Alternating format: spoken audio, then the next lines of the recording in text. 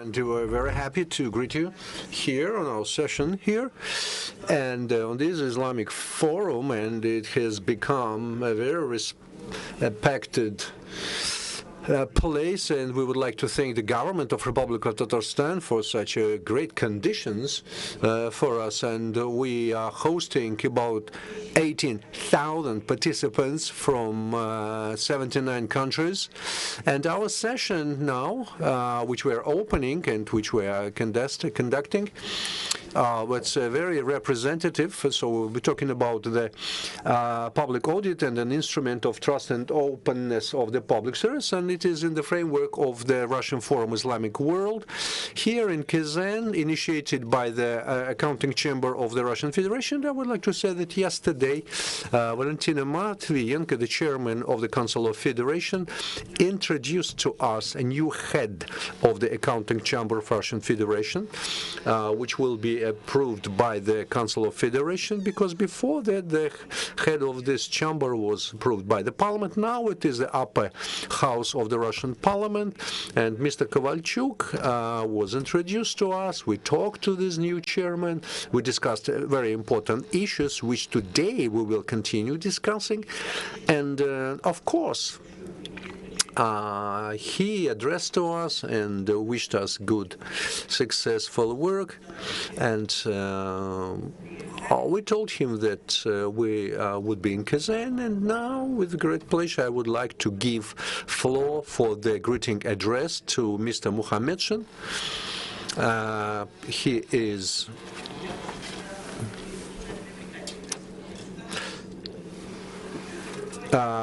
is a very respected person. He is the head of the State Council, and he works very closely with the municipalities of Republic of Tatarstan, and they have done a lot with the President of Republic of Tatarstan to attract more investment.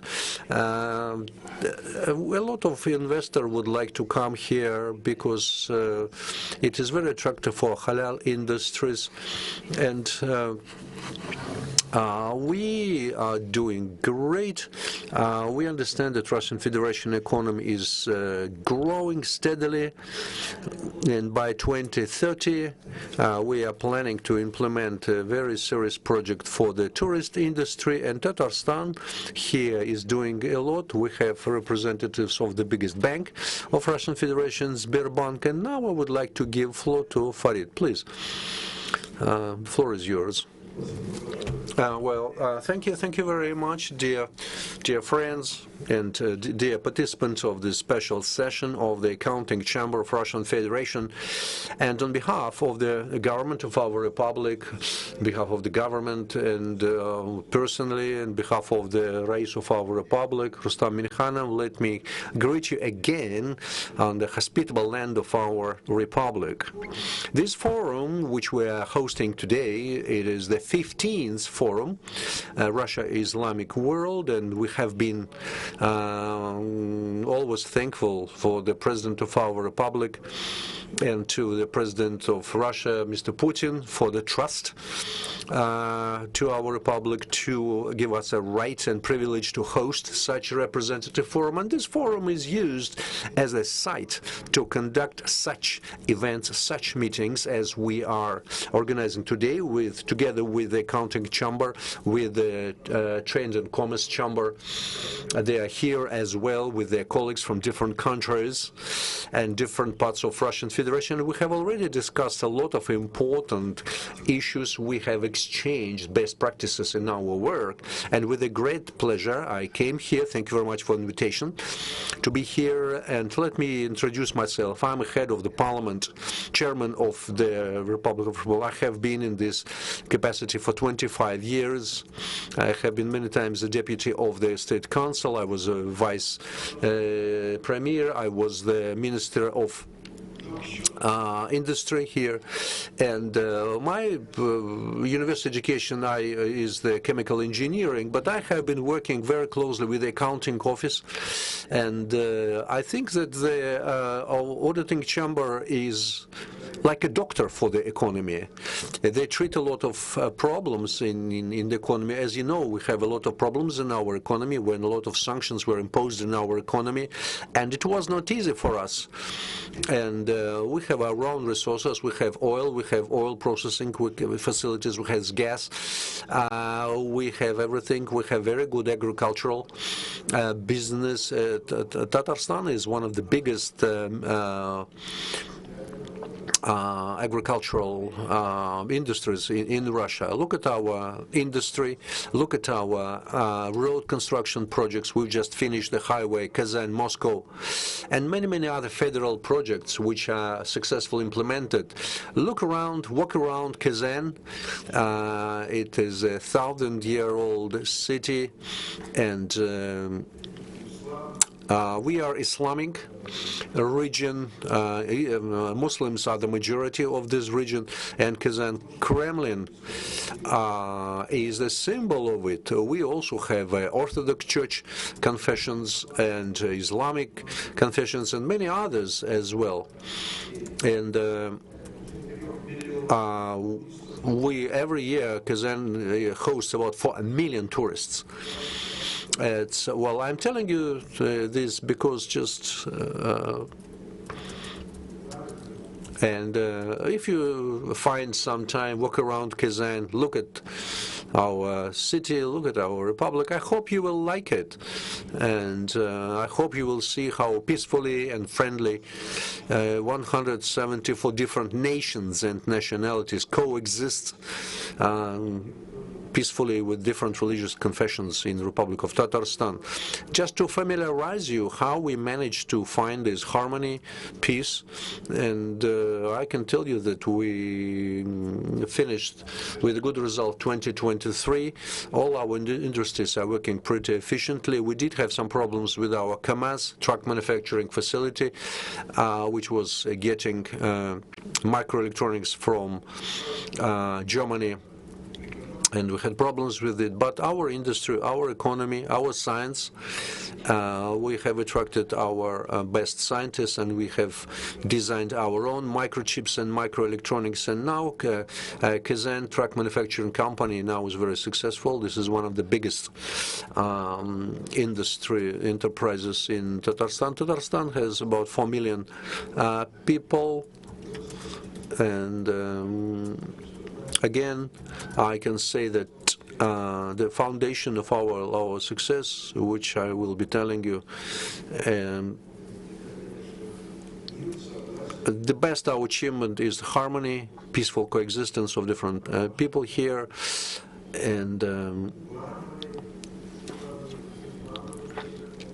and of course, we managed to organize the work of this work with the help of the public audit and the auditing chamber. You help us a lot, and this is your mission, to help us to treat the problems which we have. And we work very closely with the federal accounting chamber, auditing chamber, and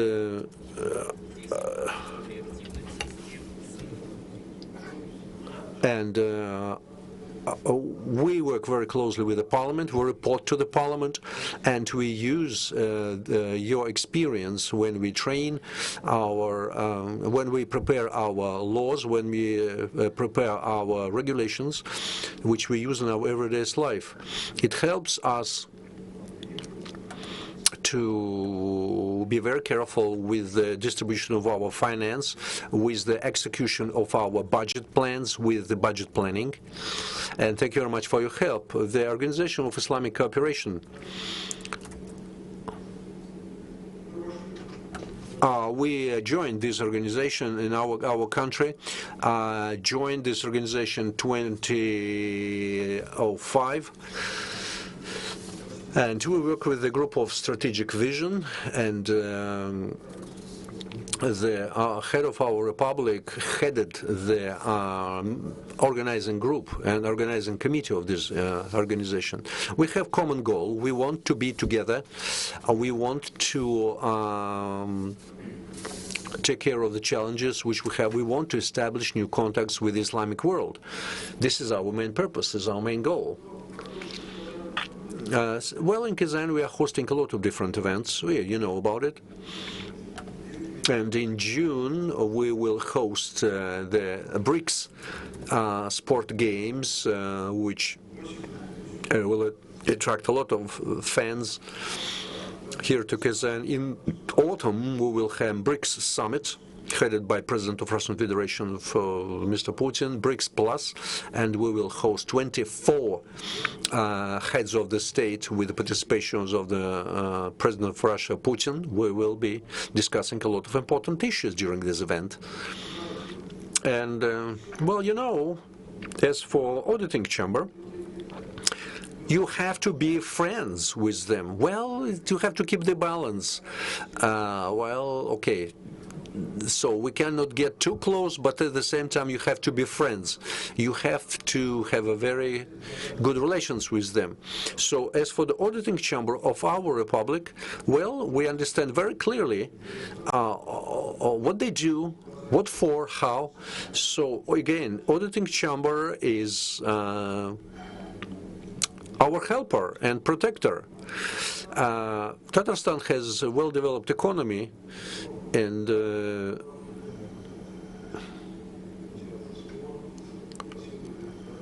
before special military operation, we were told very specifically that we have to maintain and support our economy.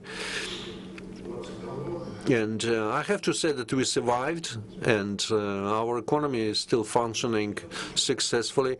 We are much more busy with looking for the new markets for our products, because, again, we produce oil, we produce a lot of petrochemical products in our republic. We make helicopters, we make fighter planes, we build ships. And Minister of Defense visited us many times, and just we produce a lot of high-tech products. We have our own agricultural business. Everything which we grow here in these climatic conditions, we can grow, we can produce, beginning from grain, cattle, potato, different kind of vegetables. And we are very grateful to our farmers, probably the same happening all over Russia and in the world. The agricultural population and aging agricultural population still continue working very successfully and supply our country with food. We have right now some issues with the grain which we have harvested, but we cannot sell it.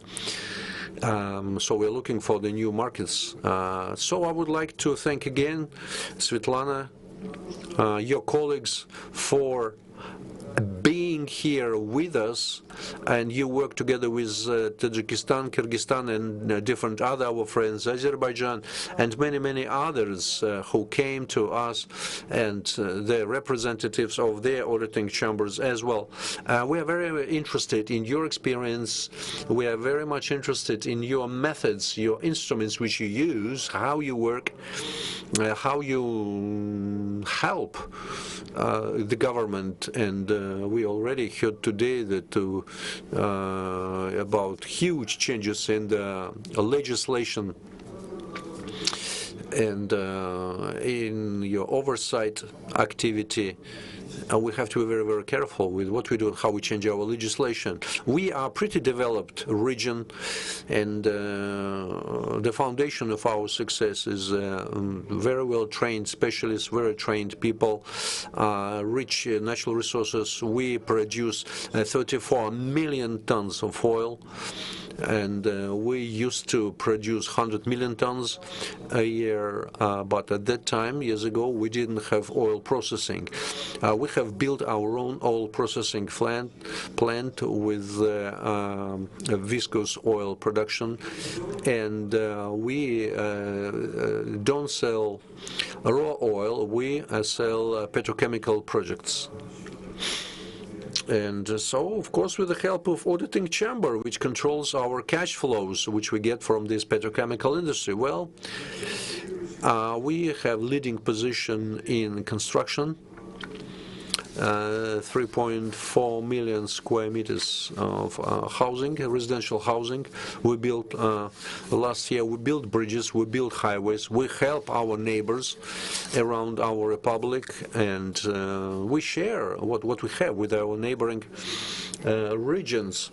Our gross national product, regional project, is 4,320 billion rubles.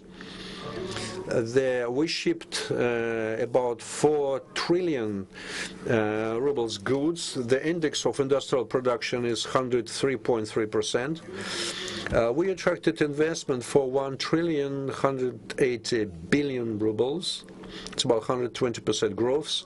And the second year in a row, we built a lot of residential facilities. The trade turnover more than $1.5 trillion, and agricultural output is about 300 billion rubles.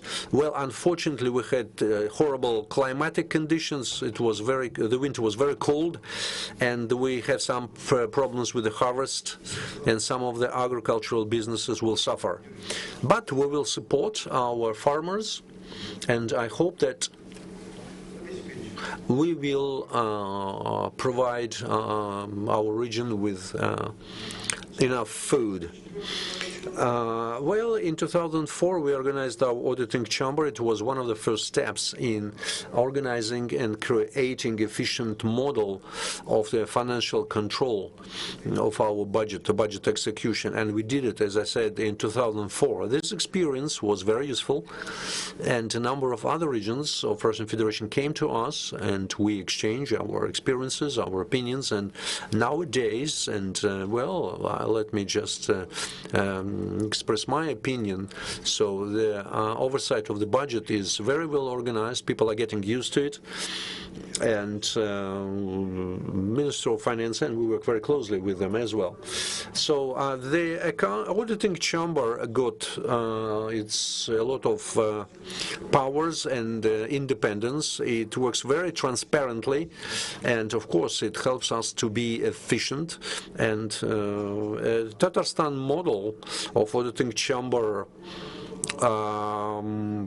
works and benefits for the needs of the people and taxpayers. And let me underline again that probably the same situation we have in Russia Federation. We work very closely with the auditing chamber. Again, we support our auditing chamber. We work very openly, transparently, and with all kind of businesses as well. We again work very efficiently with the auditing chamber. And this financial monitor and financial audit needs continuous improvement, especially when you're talking about the observation of the constitutional rights. And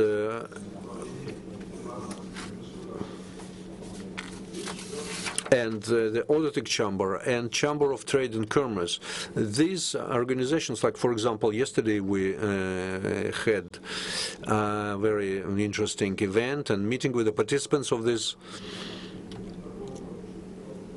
We talked a lot yesterday and discussed a lot of important issues with the Chamber of Commerce yesterday, and without kind of instrument, without well-coordinated work and support and help, well, it would be very, very difficult to do it. So I will not burden you with the numbers and more statistics. You can look it up in our handout materials, but let me just say again that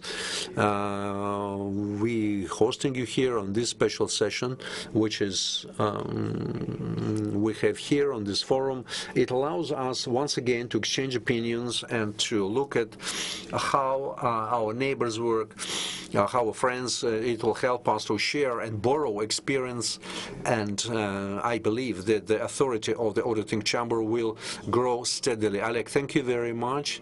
My colleague is our main supervisor in the auditing chamber, works in the parliament.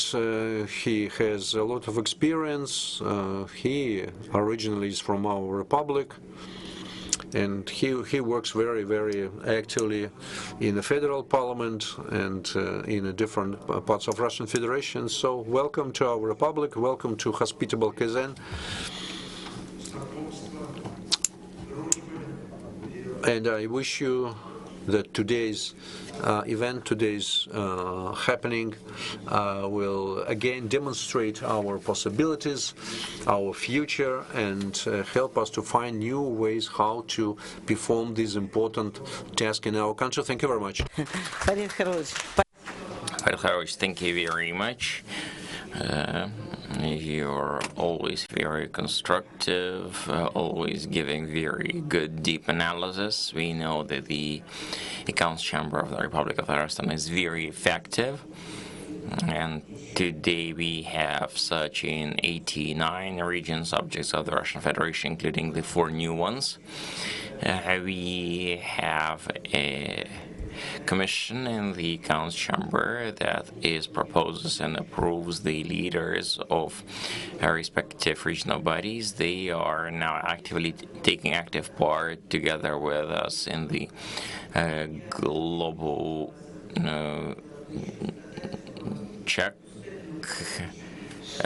checking oversized procedures, and of course we wouldn't let you just go without a few more things.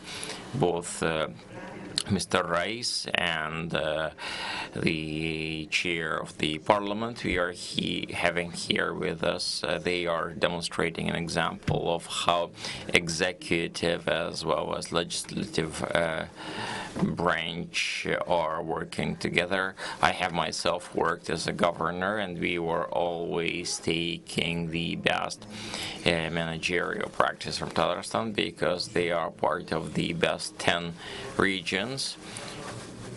I would like to request your permission to leave because at 11 there would be a UNESCO meeting at Kazan Federal University. Deputy Minister of Foreign Affairs of Russian Federation, representatives of other countries would be there. If with your permission, I would like to welcome them if possible, pass them the greetings from this august body, this audience, with your permission.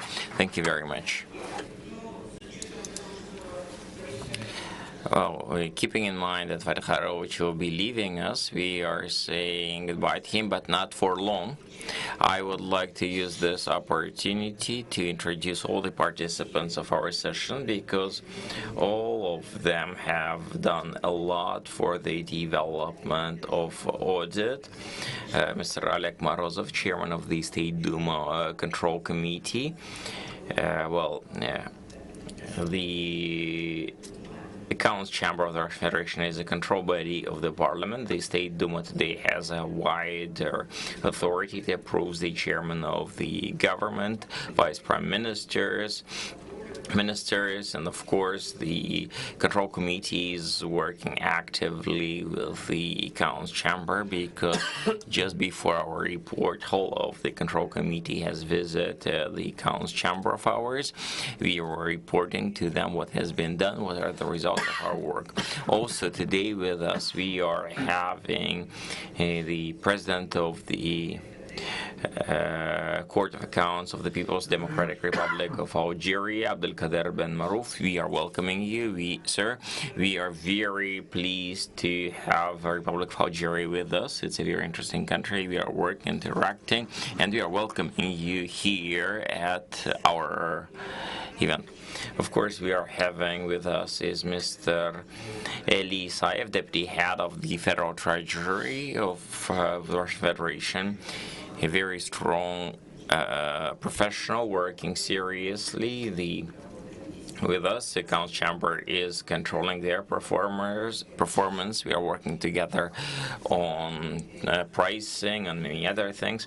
Mr. Dmitry Zaitsev is an auditor of the Accounts Chamber of the Russian Federation, responsible for the most advanced dimensions, higher school, secondary school science, and without science he would not be having any breakthroughs. An important specialist in accounts chamber, plus in our international auditors organization, he's responsible for parameters of development of all these groups. A lot of proposals were made. Mr.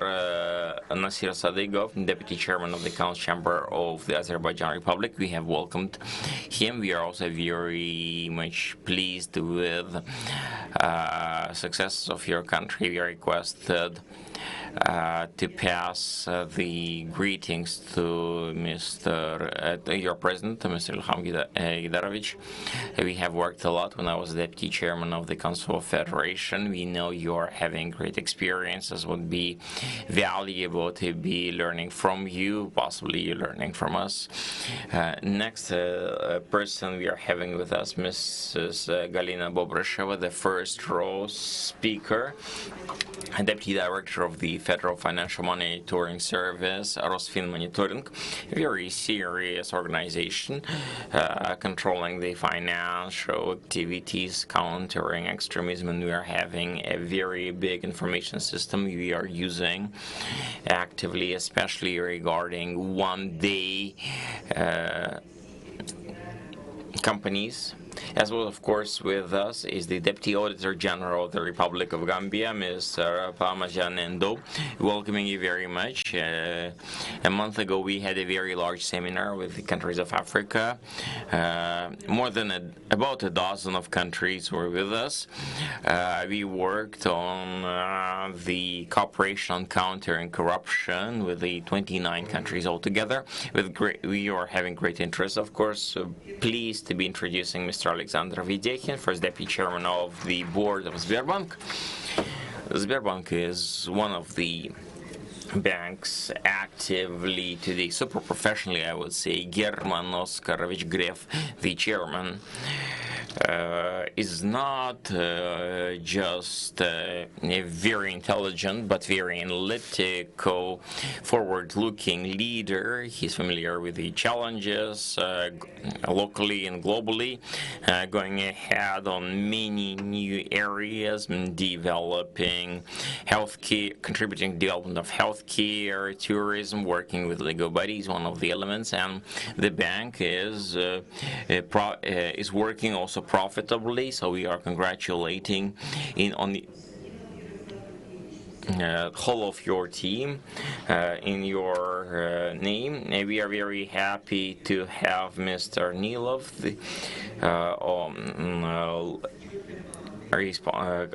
responsible on labor, working very much. Mr. Alexander. Well, of course, first row speakers, Mr. Ilnur Mubarakov, Auditor of the Accounts Chamber of the Republic of Tatarstan. We are very happy to welcome you. Mr. Kamil Nogayev, Deputy Chairman of the Committee on Budget, Taxes and Finance of the State Council of the Republic of Tatarstan. And now I would like to give the floor for a minute to Mr. Zaitsev, and then start the presentation.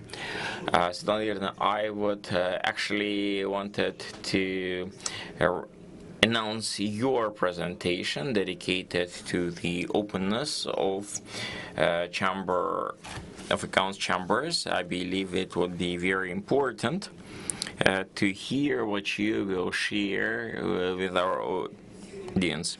Dear colleagues, today we have come together at an important session. The topic of my presentation is the role of the Accounts Chamber of the Russian Federation in increasing openness,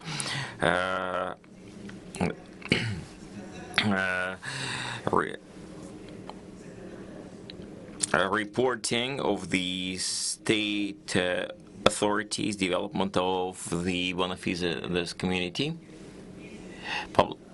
We are, of course, having great many acts supporting business, fewer checks, and Mr. Morozov will speak about that more later. I'd like to start on the set of tasks that we were charged with by the President of the Russian Federation on the development of long-term of the country. The objectives by 2030, Russia to enter the top 4 economies of the world. We are now in position number 5. On the day of the inauguration, a number of new projects were introduced, respective decrees made. Now, developing various programs, objectives directed at healthcare, lifespan, strengthening birth rates, supporting families with many children, breakthroughs in technologies, etc. So tasks are in place. Of course, to make sure that we implement all of these tasks, we need resources. Thus, Mr. Mohammedshin has just left said about all the importance of income and expenses. I'd like to state that the Chairman Duma has, for the first time in history, has approved the chairman of the government. Plus, of course, the Council of the Accounts Chamber has approved the representative, Mr. Kovalchuk. The Accounts Chamber is very important, the elements of control, and it's important to note that thanks to Oleg Viktorovich's work, our State Duma Control Committee, we started having better presentations, materials, more pinpointed analysis. Our checking procedures are very much related to important challenges that the country is facing. The first and foremost special military operation. You know that we are having a stabilization foundation. We have state funding. There are various federal as well as regional discounts and preferences that participants are receiving, and working in the Board of Trustees in line with the decree of Mr. President. I'm part of that. We are now working on developing the matrix of federal discounts and preferences, regional ones, Ministry of Defense, etc. We would present that to the Parliament, and of course, Prosecutor's Office then would be organizing oversight, import replacement, in order to make a breakthrough. We are having 3.6% growth. Sanctions didn't stop us. Banks keep working. Funding is there. Projects are being developed. Roads being built. So is housing construction. 150 million ton of grain is being cereals collected, and it will continue developing that. We are seeing natural environment, the weather changing, which requires other measures to keep at our outcomes at the level of special control on keeping and making sure that we are following in line with the messages of the President. And for the first time in a number of years, we prepared a report on countering corruption as part of the Accounts Chamber of the Russian Federation, because larger authorities, part of the prosecutor's office, we have checked 51 ministry and agency. We have some information just for internal use, but it would come back that we have done some recommendations, contacting a number of ministries and departments, checking how they are implementing those recommendations, what are the what risks are there, and all the database that we have, we will be sharing with the Parliament, because we are subordinate to the Parliament. Exclusive priority at today's mode, and Oleg Viktorovich would know that well, is we are in touch on a weekly basis. We are working on these 4 new region subjects of the Russian Federation. Respective laws are adopted, the Accounts Chambers created, they started hiring staff. We are now entering a new cycle, 6 year long. We've discussed that yesterday with the new chairman, the strategy of developing the chamber for 2025-2030, as well as specific dimensions for 2025-27. Boris Yurich has raised the topic of procurement. That is quite a sensitive issue, and you know that the procurement related to pricing, related to construction, to housing and communal services, all of that we would clearly be keeping an eye on. That is 2023, 223. We are working, checking budget on the provision number 44. We have respective work on procurement. We're reporting to the Parliament. We, of course, want to concentrate on critical risks per implementation of tasks that we were charged with by the President. Talking about the structure of disclosed infringements, let me draw your attention to the fact we're reporting in the Parliament, in the presence of all the auditors, committees, etc. There was a large report as a result of last year. We have disclosed almost 4,800 infringements, but that the total price tag of disclosed infringement has increased 2.5 times, I would say. 150%. It was 1.5, and then here 2.1.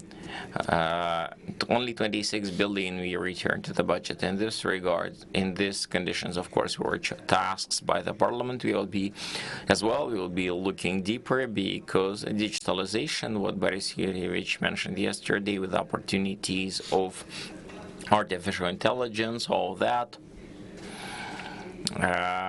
is being used. For example, in our report, in ministries and departments, we use neural networks, but we are familiar with the challenges of digitalization. What is the software? What is the outcomes that they give us? How much they cost? Sometimes that they are overpriced, and we need to be working quite seriously, talking about the drawbacks in procurement, construction, development of on-demand construction documentation, and that documentation is growing in amounts and cost.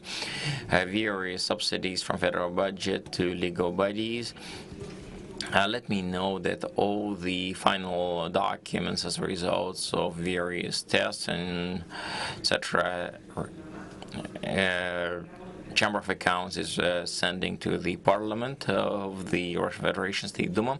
I'd like to thank Mr. Oleg Morozov, because your work is well organized. All the committees are paying attention to our materials, because we remember the times when some committees were ignoring that, not looking at that. And Vaidkharoch has correctly stated that Accounts Chamber is a serious tool, and every cent is important.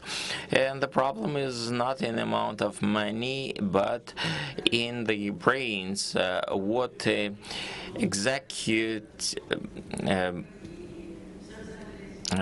federal bodies of executive authorities, why they need it, etc., because every federal program would have to be having a substantial outcome in whatever you are doing. Of course, you are extracting oil, and you would continue, and we're refining, continue refining. That is bringing in incomes to the budget, but we need to be looking at many things. So very happy to see that our recommendations are being now followed and adopted. The certificate was adopted, changes into the legislation was introduced. We started having more children, families with children getting housing. That was important, and I'm grateful here to the General Prosecutor's Office, because they were helping us on their side quite seriously.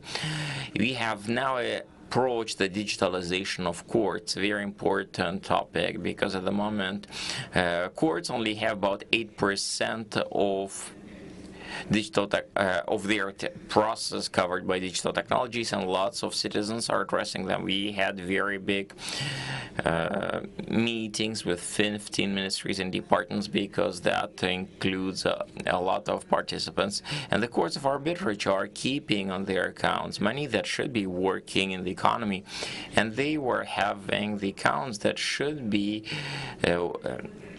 under the responsibility of Treasury. Thus, we were having a number of meetings, discussions with the government, with the courts department, etc. And we are now improving this work because digitalization of the courts is another approach that helps us to assure the rapid response to the needs of the citizens, receiving necessary information, because there is a lot of questions that need to be addressed today.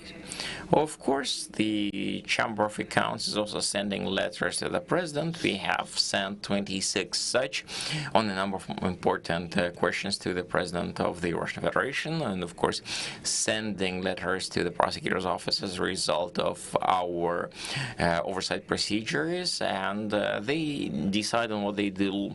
Based on that, we have sent 55 such letters, and this year we have finished the concept. The committee, we have come on the cadet education. We have come to the concept of military cadets educations. We had a number of elements. Patriotic education is also a very important topic, and the Chamber of Accounts is looking at what should be the result. We are investing money.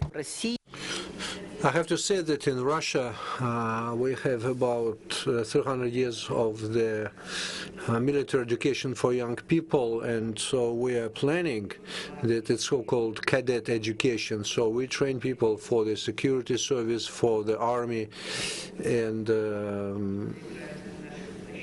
so we train young people in these kind of educational programs. And so we train also young people, prepare young people for the municipalities. And we know that a lot of municipalities would like to have young people trained in these kind of schools. Speaking of the international work, we work very actively internationally. We work with international partners. We have recently hosted the delegations from Syria, Egypt, China, Oman, and our colleagues came to us. So we will continue this kind of work, and this is an important factor and a serious work where we can exchange our new methods, new approaches, where we can share our problems and also develop some preventive measures and mitigation of different risks. And so, in conclusion, I have to say several other moments. So the external audit, it's a very important work for our government, for our economy, for the quality of life of our people. The auditing chamber will continue its close work with the other government institution, with the international institution of the same type. And the most important, we develop trustful relations with the government on all levels, and I hope that we will discuss all these issues. And now I would like to give floor to Oleg Morozov, the head of the Committee of the State Duma for the auditing and control. He is a professional. He has been in the parliament for 30 years. He was head of the internal policy department in the president administration. He has a very serious experience, and the auditing chamber works side by side with the State Duma, with the parliament, and basically we probably do work and see each other every day, discuss different issues, discuss possible risks. We develop and generate joint recommendations, and we define our priorities for auditing chamber. So, Oleg, please, the floor is yours. Dear Svetlana, thank you very much. Dear colleagues, So yes, 30 years of Russian parliamentaries traditions, that's what we have. And during all these years we have been working with the auditing chamber. And of course, during all this time, during all this period in the Russian parliament, the auditing chamber was the main instrument of the parliamentary control and oversight. During all these years we have been working very, very closely. But as far as my presentation is about the recent changes, so I would like to highlight the main trends, the main changes which we've got, because in our parliament we have organized the oversight committee, and this year we organized in our parliament special committee, which I'm head of, and one of the main functions of this committee is to work together with the auditing chamber and conduct this close control of how the budget money is used and to monitor everything that's happening in the country and economic sphere. And so we use our instrument to oversight parliamentary activities and different other agents in the government. What changed significantly? Well, during the last 3 years, we have a more consistent approach in our work between auditing chamber and parliament. After a lot of discussions, we came to a conclusion that we have to change some laws and regulations in our work. And nowadays, we get not just one report from auditing chamber as we used to, because in previous years we just get one report in the end of the year. And now we get these reports once in a quarter, and State Duma Parliament prepares a conclusion based on this report so that we can see what happens in different segments of the auditing chamber oversight, and we understand what kind of instruments we have to use, what instruments we have to use to interfere and how to help auditing chamber. So this is our organizational innovation. And one auditing chamber come to us, and we have been practicing it for more than 3 years. As my colleague said, we make decisions and we issue special recommendations, and now based on these recommendations we create an annual roadmap. And on a weekly basis, we know what areas we oversight, what are the directions which we pay more attention, to whom we send the results of this monitoring analysis, what we have to change in the legislation if we see some challenges, if we see some problems which needs some kind of interference from, for example, auditing chamber. My colleague said that this year they had a record number of financial violations, or total amount of these violations were 1 trillion rubles. Well, it doesn't mean that this money is lost or stolen. No. But these are the financial violations, these are the financial problems which were identified by auditing chamber. And thanks to this kind of work, we developed certain recommendations about the changes into the current legislation. And it's important that if this recommendation issues by auditing chamber and according to legislation, these recommendations become an order, executive order. So this document is obligatory for the execution. Second, the parliament committees work closely with the auditing chamber. Here I have our colleague Yaroslav Nilov, and today we have such a procedure. If you have a committee in the parliament which in the beginning of the year organize some kind of work together with the auditing chamber and is asking to check some kind of department, so they must come back to the results of this oversight, and then they have to work all the time with the auditing chamber. Before that, it was differently and not very efficient. Now we made it a rule, so this is the demand of our chairman.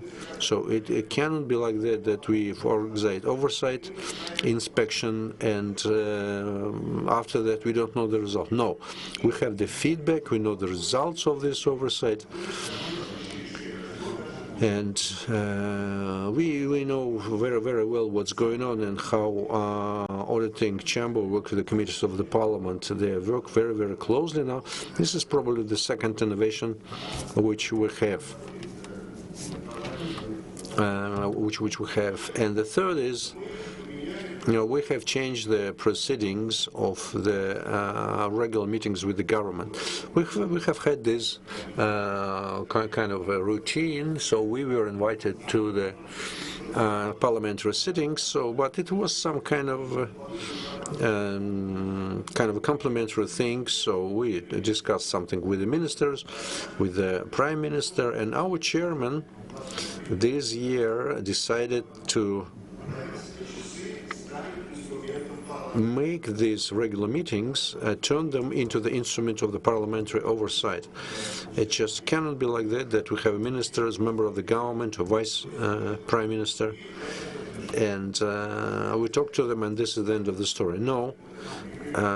Now we attract the auditors who prepare the analytical information about what we're going to discuss and what we're going to do with this information, and we know what kind of problems this or that department has and how to solve them with the auditing chapter. And of course we have regular meeting with the auditors, and we disseminate all the results, all the materials, all the results of these oversight inspections.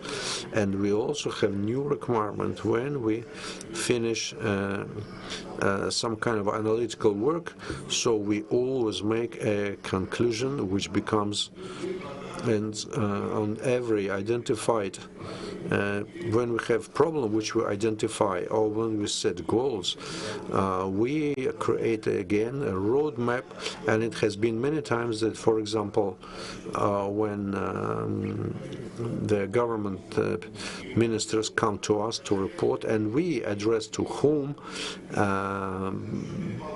knowing all the previous work which has been done, we just try to use every meeting with the government representatives with some kind of specific results.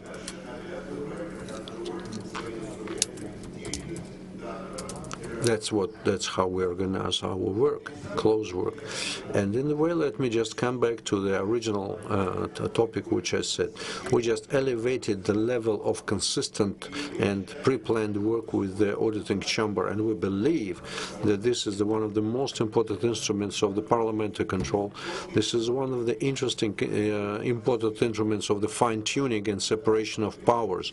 My colleague was right when she said that now we have a new approach to the joint work between the government and parliament.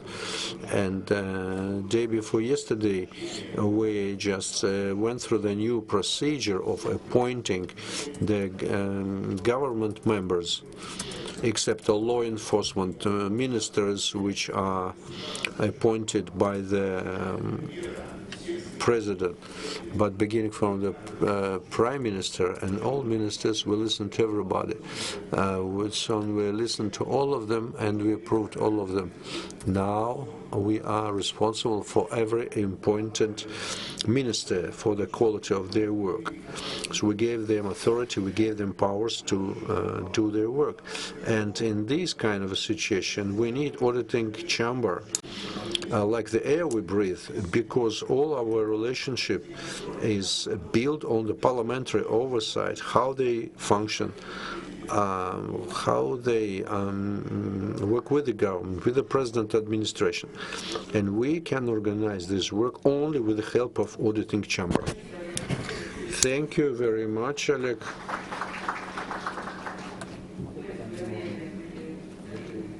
Oleg and I, we were deputies together and we made decision in the government. We were the ones who organized auditing chamber, and next year we will celebrate 30 years of auditing chamber. And yes, you're right, it's a very powerful mechanism of the government. Government as an instrument, because again you have to do very important work. Yes, you are absolutely right that now we have a well-functioning system of the auditing chamber management. Dear colleagues, I know how the vice prime ministers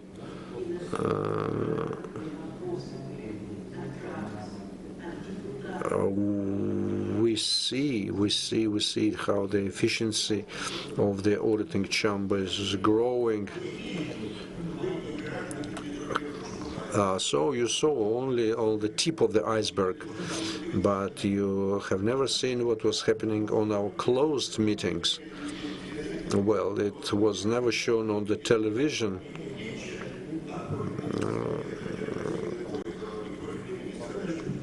Some ministers had to report for about 4 hours, and it was pretty heated discussions with the members of parliament, and we discussed and scrutinized very, very carefully, and during the plenary meetings, again, we had this very important meetings in the government. So yes, you're right. So again, anyway, let me just round up and repeat that we are ready to share our experience with our colleagues. We have international event today, and I would like to thank again the head of the Court of Accounts, and I would like to thank him, Abdelkader Ben Maruf. Thank you very much for being here with us, and we know that you know about your success, and we will be more than happy to listen to you.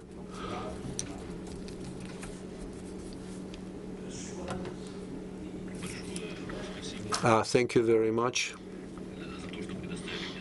for giving me floor for a presentation.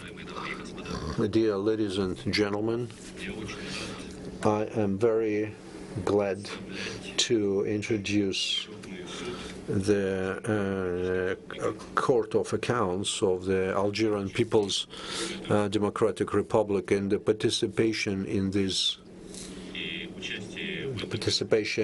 event is very important for us.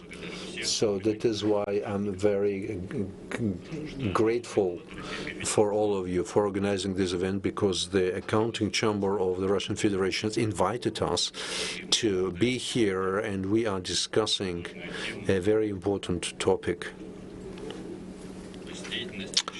The work of Accounting Chamber as an instrument of trust and openness during the work with the government, and as well as the development of as an instrument of the development trust to the government, and that is why I would like to share with you my vision of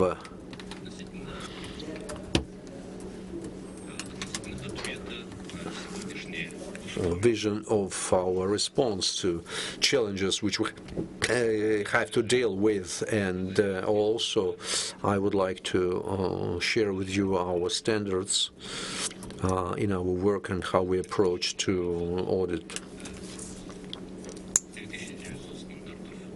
And in our work we use about 390 special standards, and I would like to also talk to how we can work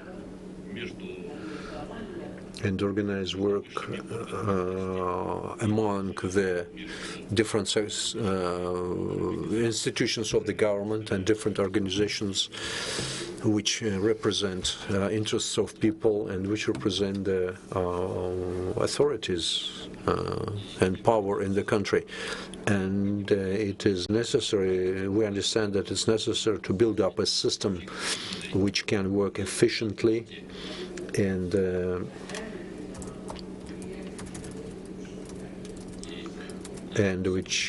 today in the social economic sphere we have set very important changes, including the ones connected with the development of the digital technologies and development of the IT technologies. And our bodies of authority, of course, need to be introducing these new technologies. Of course, these tools will give us an opportunity to come to a higher level of effectiveness and strengthening the performance of ours in new conditions.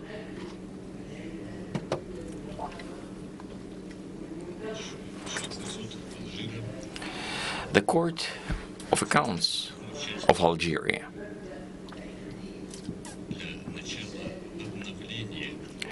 is representing an important part of the total movement for the renewals of both technologies, culture, and morals in the activity of the Chamber of Accounts that we have. The environment of trust is also an important dimension of our work. The most important issue is whether we can increase the level of ours in resolution of many problematic areas. For example, how can we fight the current challenges? And it's clear that today's growth in various technologies is raising the bar and the spectrum of activities we have to work on. And of course, these technologies will help us in dealing with many questions. In this regard, cooperation can also be productive in addressing many questions that our countries and peoples are facing. Second aspect is that today's challenges related to development of high tech also force us to be using internet resources to increase effectiveness and managing all the processes of the accounts chamber's activities. Of course, this process have to be regulated by legislation and laws of the country. And it is clear that in this activity, we have to be basing ourselves on the moral principles that will be putting us closer to our population. And clearly, the cooperation in the area of interaction with other countries and exchange of experiences and knowledge is an important dimension of our work too.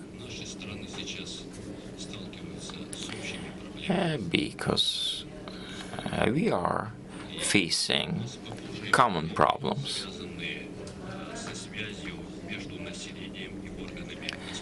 We are facing similar challenges related to the interaction and proper communication between state bodies as well as the population. So exchange of experience would be very useful. Ladies and gentlemen, dear participants, I would like to express a number of aspects also regarding the topic we are discussing. Thank you very much. I wanted to express a number of aspects related to the topic of discussion. Thank you very much. Thank you, sir. You have noted the challenges quite appropriately. These are not simple, which is why we are exchanging our knowledge about the practical steps on strengthening our work, political measures, methods. In case of Russia, we are having so many sanctions introduced into place. Despite all this burden, the country keeps on living, developing. The president received unprecedented support of population, and that is very important. That is very important. Any state mechanism, any state body sees the implementation of tasks they are charged with by the president of the country is a mandatory element of activity, which is why control and oversight. You are also going to this state guillotine for some 10 years, and to be able to cancel significant number of legislative laws was important. And it's important that we continue raising the both discipline and performance of respective bodies of state, because the mood of the population is dependent on this performance of businesses, the respective economy. Mr. Morozov has said the figure, where is accounting, why pricing was changing, why various documentations be it in construction, etc., was changing, why we are having great amounts of unfinished construction, who is controlling this, where this figure should be. But the country, in our case, keeps on moving forward. You see the Trade Industry Chamber. Mr. Padolka is here with us. Businesses, auditors. You see accounting chambers of regions are with us. So we are clearly speaking to everybody. Well, here is money. Money is here. But you want to see the results that they generate. This is a new level of, say, administration. We want to see greater outcomes. The population of the world is getting older. We don't see that the overall share of the poor is not changing, and we are speaking about the need for transformation of the world in this regard. One single country cannot be orchestrating all of the world. We keep on moving forward. That is true for our special military operation. We know that Russia keeps on moving forward. We will win.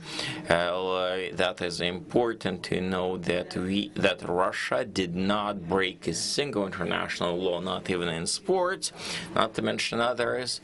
So, of course, we would keep going forward, and it was correctly said that the audit is an important element, and the role of the committee, Oleg Viktorovich, in State Duma, and the Council of the Federation, that has not been ever naming the military and armed forces and law enforcement authorities before, which is an important development in our country.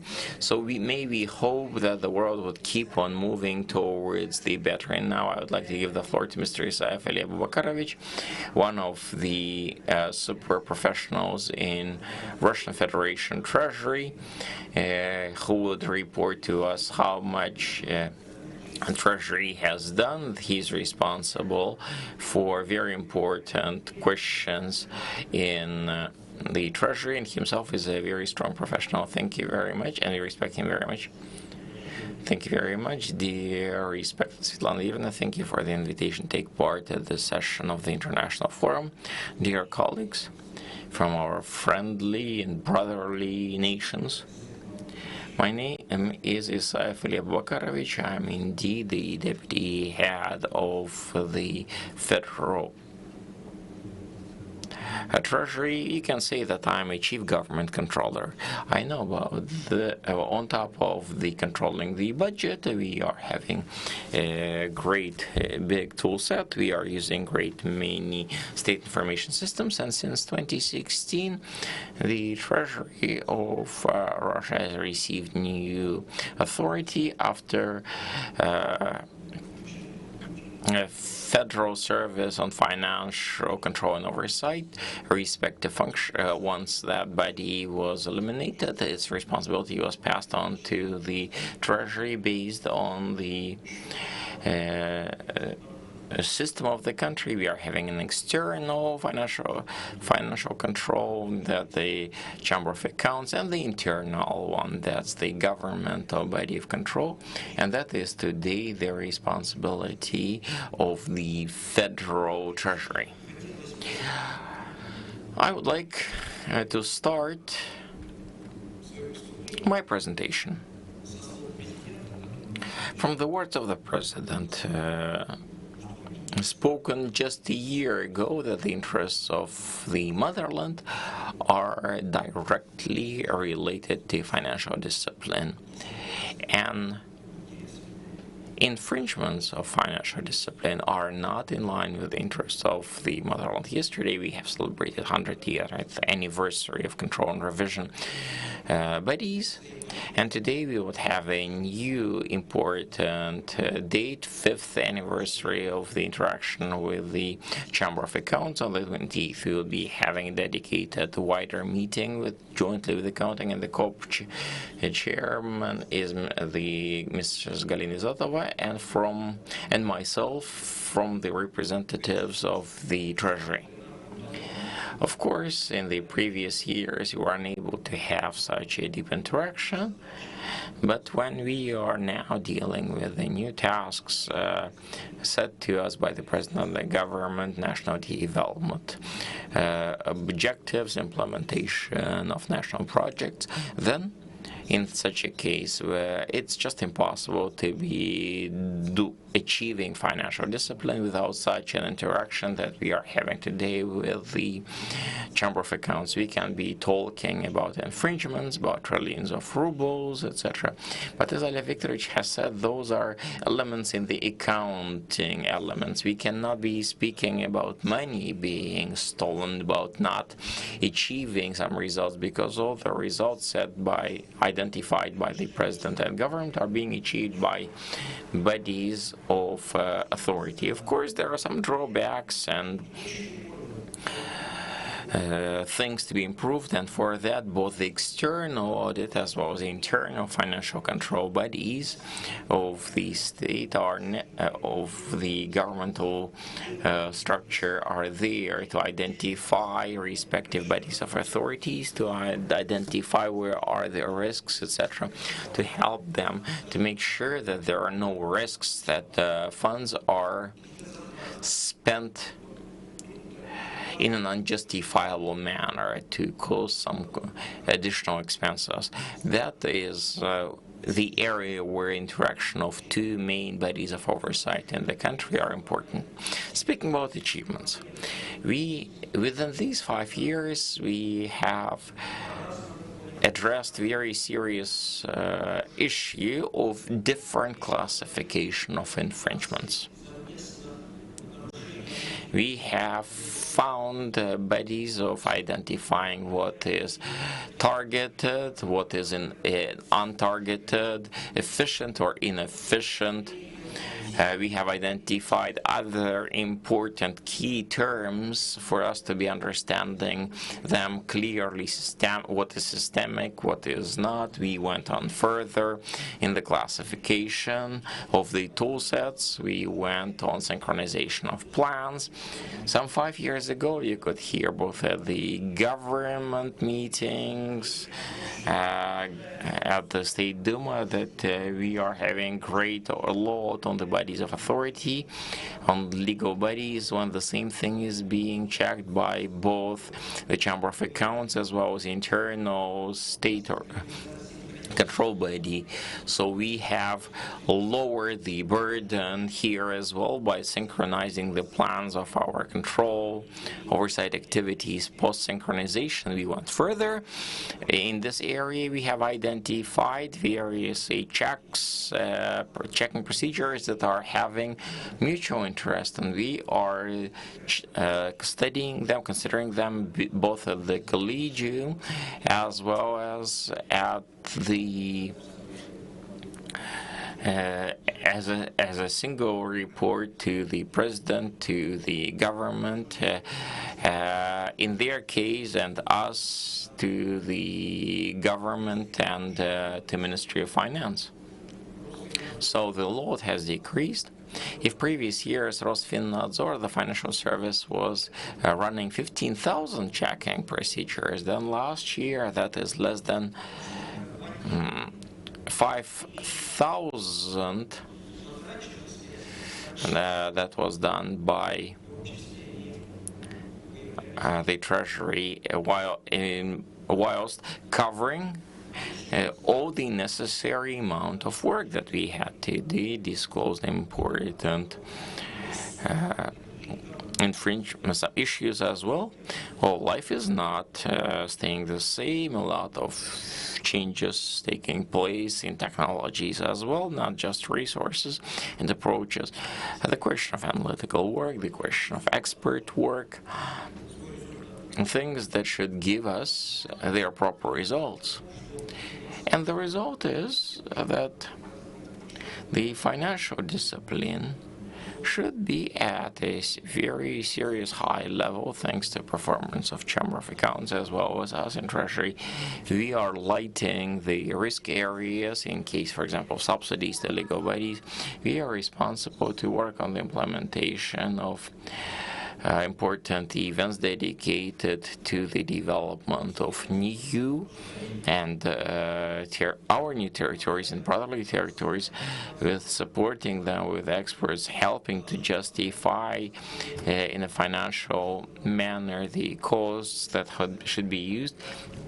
And that way, as of last year, we have only saved 150 billion rubles and have highlighted dozens of various risks supporting these events. And our colleagues, the clients of respective works, are responding to removing those risks, and that is preventing possible infringement. So that is the result of the partnership. So in that sense, we are moving away from that was organized in Soviet time, something that used to be called post factum control, which is a finding. And in there, revision and auditors had to come and find the drawbacks. Whilst right now we have to be preventive to make sure that whatever is identified, whatever is decreed, is done properly in the most effective way. In this sense, jointly with the Chamber of Accounts, we are moving from the formal to effectiveness assessment, and let me give an example of how to justify various IT expenses that was already raised by my colleague Ms. Arlova. And the second thing that I'm putting a preference to is that it's important that we get to the mutual trust of our procedures and recognition, so that we don't have to follow in each other's footsteps. And that I'd like to underline that all the tool sets and authority is there in case of both of the main bodies of control and oversight. Thank you. Thank you very much. Elif Bakarovich, you have said quite objective things that, well, you can come and disclose things, but then when you leave half of what you have discussed disclosed might not be looked at and might not be used. Our partnership relations are demonstrating that over 50% of recommendations by the Chamber of Accounts is being done. That's something important. Second thing that you said, talking about the IT yesterday when meeting the team of the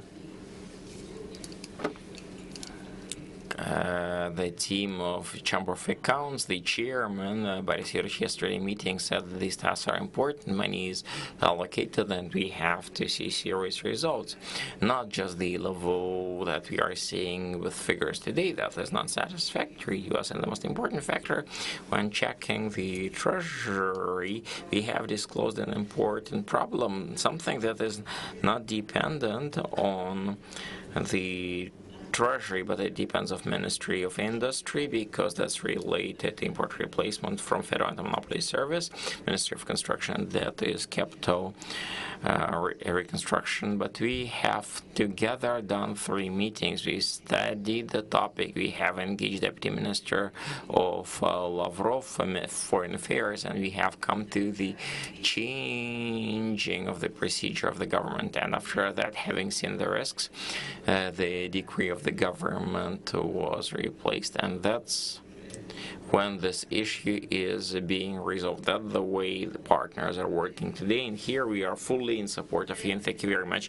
Right now, I would like to give the floor to Dmitry Alexandrovich Zaitsev, whom I already introduced, one of our young auditors responsible for an important dimension, and he works a lot on his area of responsibility. We are using an acronym GRBS.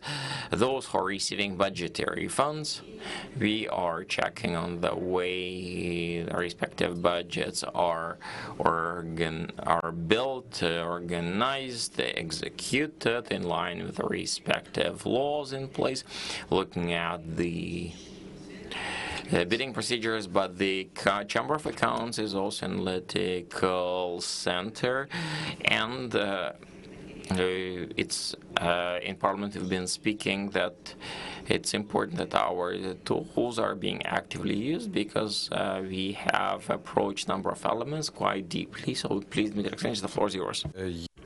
Well, thank you very much. That's exactly what I wanted to talk about, this audit, because this is an instrument of the open power, and we're talking about openness of a relationship, and we have some kind of priorities, and every government has a priority.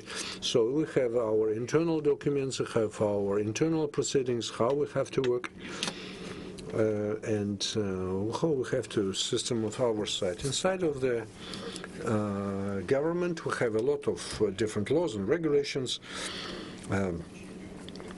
beginning from some basic things about the openness.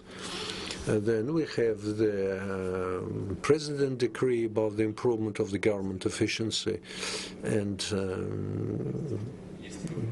we have methods and recommendations issued by the government how to provide the openness of the government. And we have the international system which tells us and teaches us what to do. So we understand that the openness, it's one of the purposes of the sustainable development. So we have to continue working on creating the peaceful and harmonic society.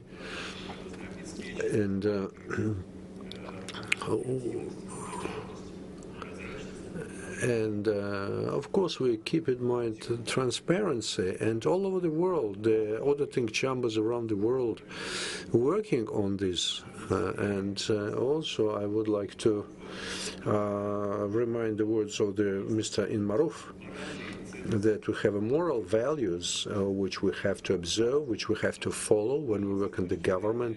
And from this viewpoint, so far as we are on the forum, Islamic forum, so there are a lot of very, very good practices in Islamic countries.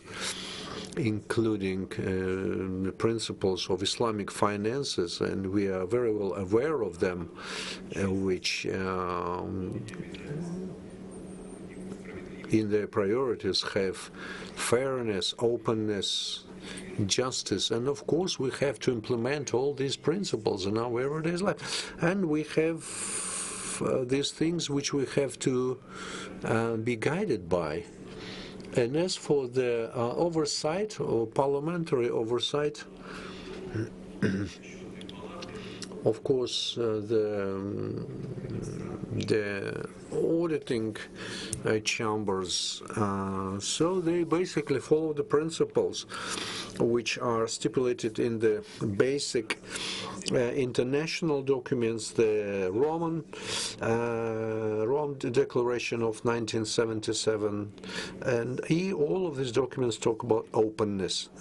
And I also would like to remind you the words of the chairman of the accounting chamber of our boss, that the special attention will be paid to the openness and transparency of the auditing chamber, and that auditing chamber is planning to share all the results with the public. And when we're talking about openness of the auditing chamber, of course, it's a very good example for all of us. We have the special communication strategy about sharing results. You can get a lot of information on our website,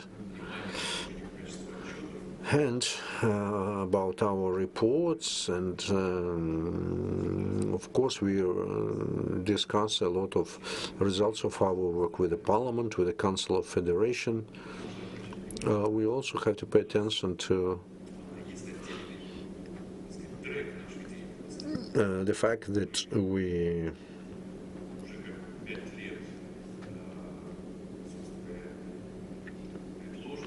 have implemented a new direction in our work. So regularly we report about this, how we follow this principle of openness. We started doing these things 5 years ago, and we reported it to Mr. Putin about the openness of the government and its transparency. And after that,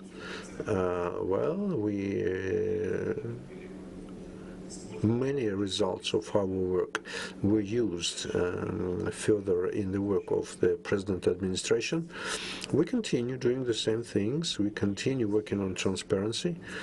And now I can say that now we see the trend, we see the dynamics, we see the positive results. And if we're talking about 2023, it's about 1/3 of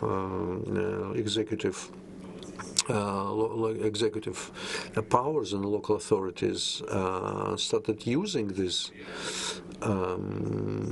our recommendations, and we have about 120 of them. They are all shown in our official website. So in 2023 we saw the very positive results of its implementation. So I have to say that these reports and now are not just reports, but we organize them as a special event of the auditing chamber. And all events which we organized in 2024 will be summarized in September. You can get these results in our website. So basically what I'm telling you is just to give you the idea where are we going, how we follow the international agenda. And if you have any questions, please come to us. Well, thank you very much. Now this is basically what I wanted to say. So again, the auditing chamber also works with the Ministry of Economic Development.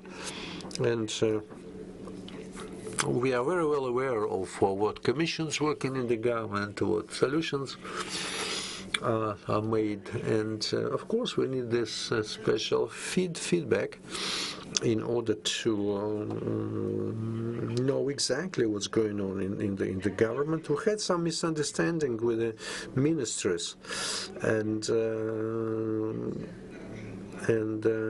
well, we had to explain to each ministry, to each minister, and we had to convince them to be transparent, to work, and it is just it helped us a lot, this kind of approach.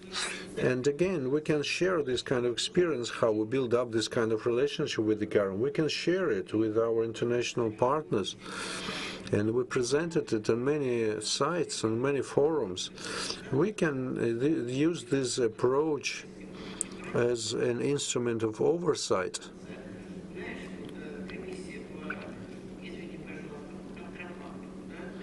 And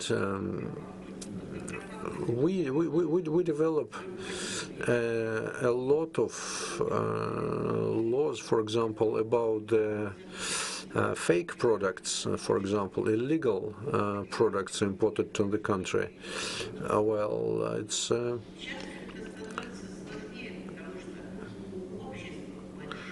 right now, I mean, as you see, society and people, they need this transparency. And as you see, government is doing a lot of this kind of things. And we organize all this kind of work into the government organizes work in shape of so-called national projects, and in different areas. So it's anyway. What I want to say is a presentation and.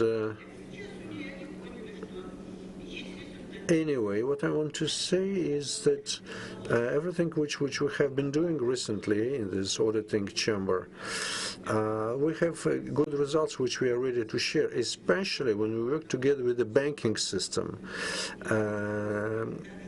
And we can share even this our banking experience as well.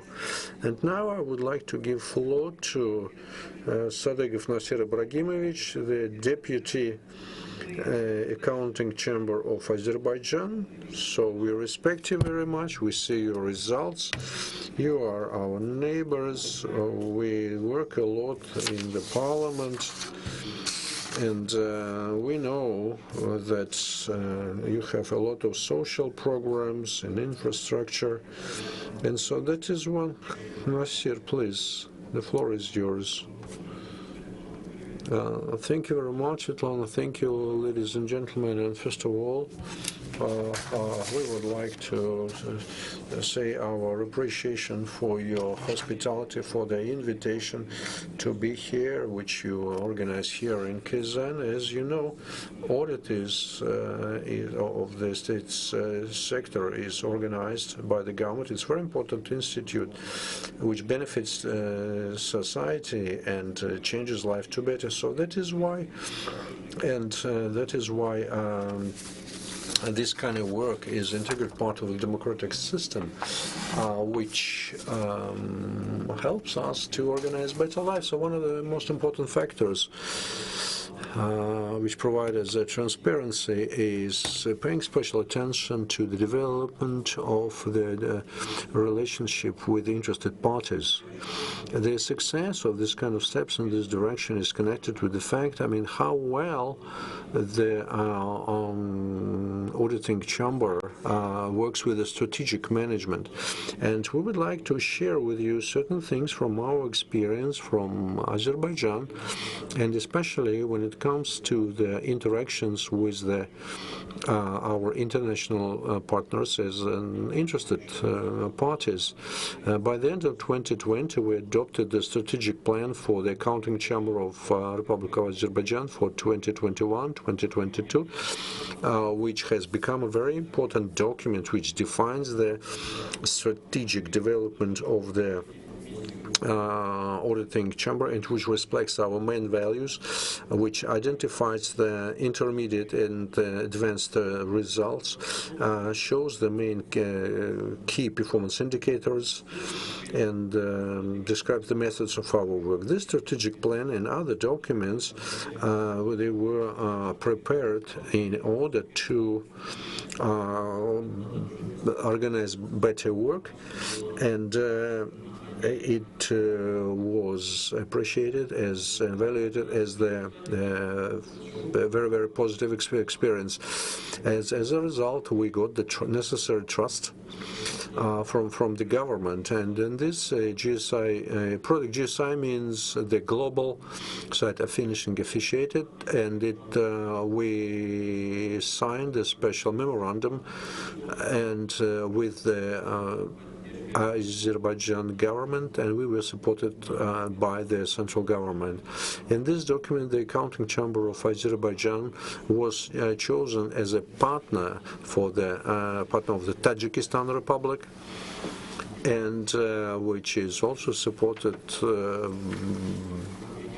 by our strategic planning department.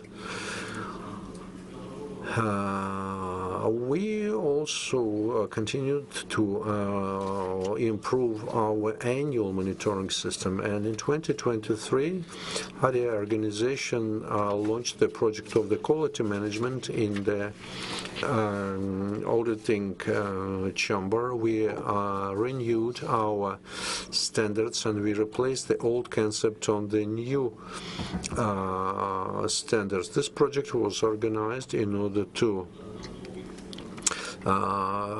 help us to implement new standards.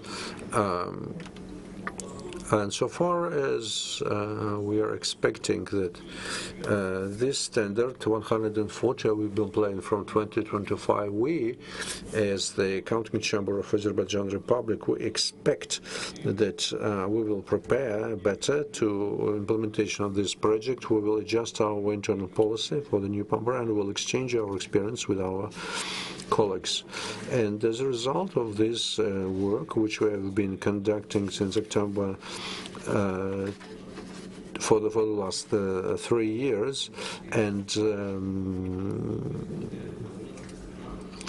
we work together with 180 countries together with the World Bank, and the Accounting Chamber of Azerbaijan was included into the list of countries with a high level of independence. And I have to say that the Accounting Chamber of Azerbaijan had a second place in this kind of rating in the world. And our continuous work and attention to this sphere gives us understanding that in the recent years we will continue working in these directions. As for our position of our accounting chamber, and I would like to say that in our last 3 reports about our activity, our accounting chamber got 83 points out of 100, and we got into the 21 best accounting chambers in the world. From 2020 up to now, the Accounting Chamber of Azerbaijan has conducted 15 audits of efficiency, and in 9 of these audits we evaluated their sustainable development priorities. As a result, we got a special presentation and report, and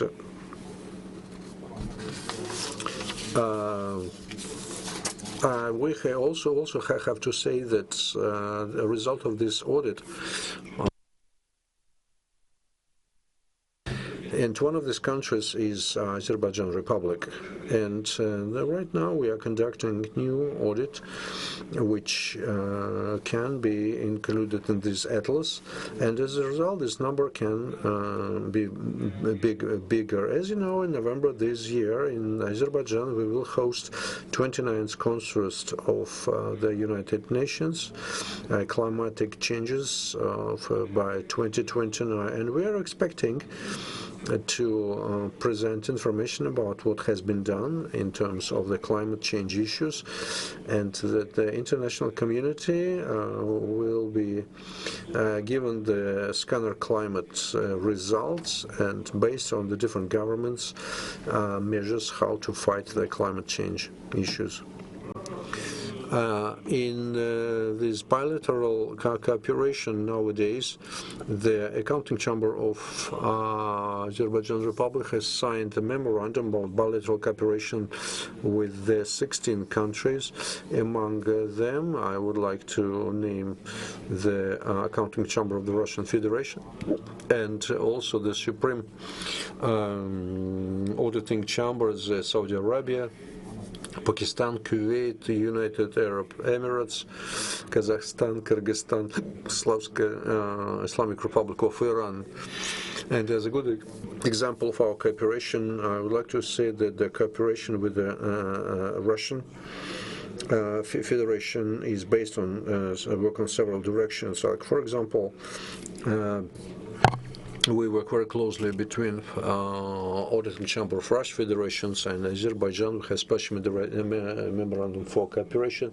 On the other hand, we work together in our intergovernmental and parliamentary committees, and we also in the updated memorandum, which we signed with the Auditing Chamber of Turkish Republic and Azerbaijan Republic, we plan to have the parallel audit, which can cover the information about the budgets and investment. And I also would like to underline that in 2023-2024, the Pakistan Auditing Chamber conducted the financial audit for 2024 and 2023, and it gave the positive conclusion about our work. Also beginning July 2024, we are planning to be working on selection of the themes of the parallel audits with the highest audit body of Pakistan in 2025. I would also like to note that this year the Chamber of Accounts of Azerbaijan has signed a respective plan of joint measures with the Chamber of Accounts of Kazakhstan. We are having a plan of events related in the mutual exchange of audits with the state audits in both bodies. I would like to conclude stating that the Chamber of Accounts is not just making sure that we are doing the integrity and transparency in our activity, but promotes respective activity wider.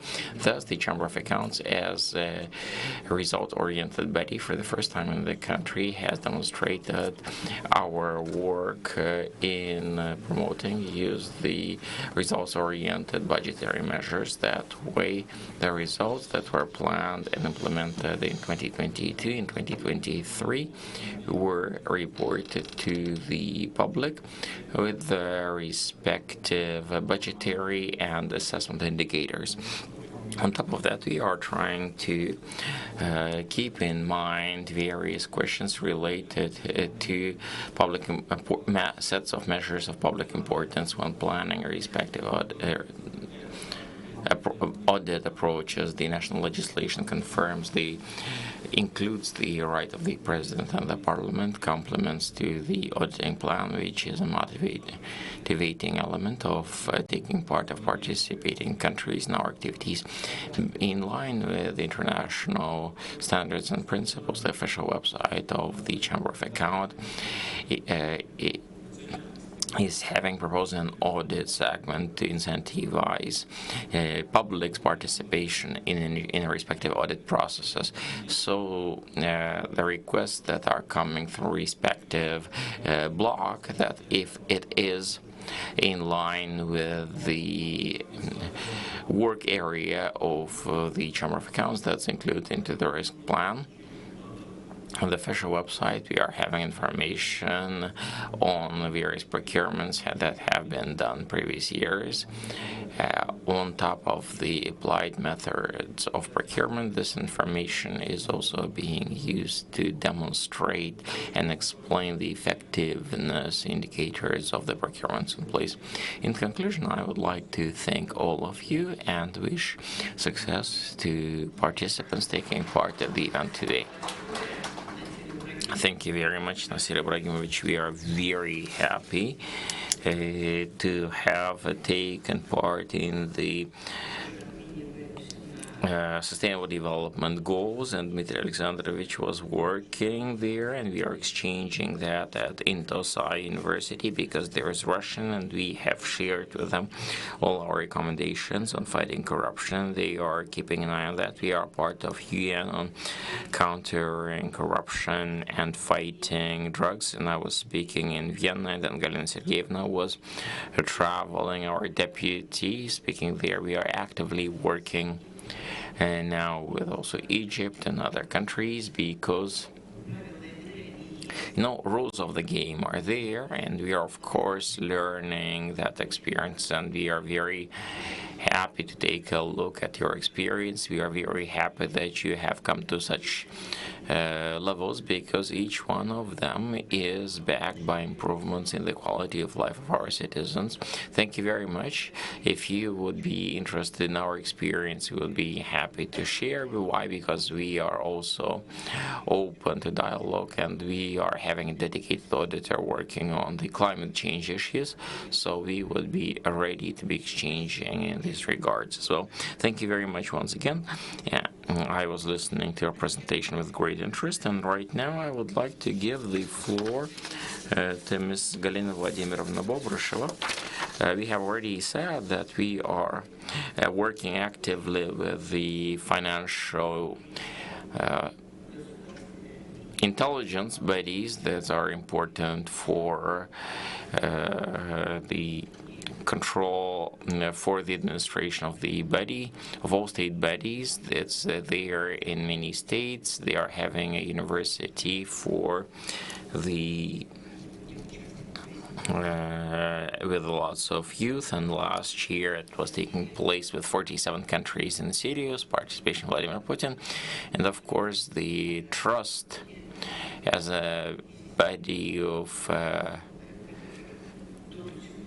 in the fraud issues. I'm familiar with their system that is in the fraction of seconds is finding those who are trying to lie to the state and misuse whatever, and that's a great amount of people that are very well prepared. So Ms. Galina Vladimirovna Bobrisheva, thank you very much, dear Svetlana Yurievna. Good afternoon, dear colleagues. Svetlana Yurievna, I would like to speak in support of your fair statement that society has a very big demand for fairness. That's indeed so.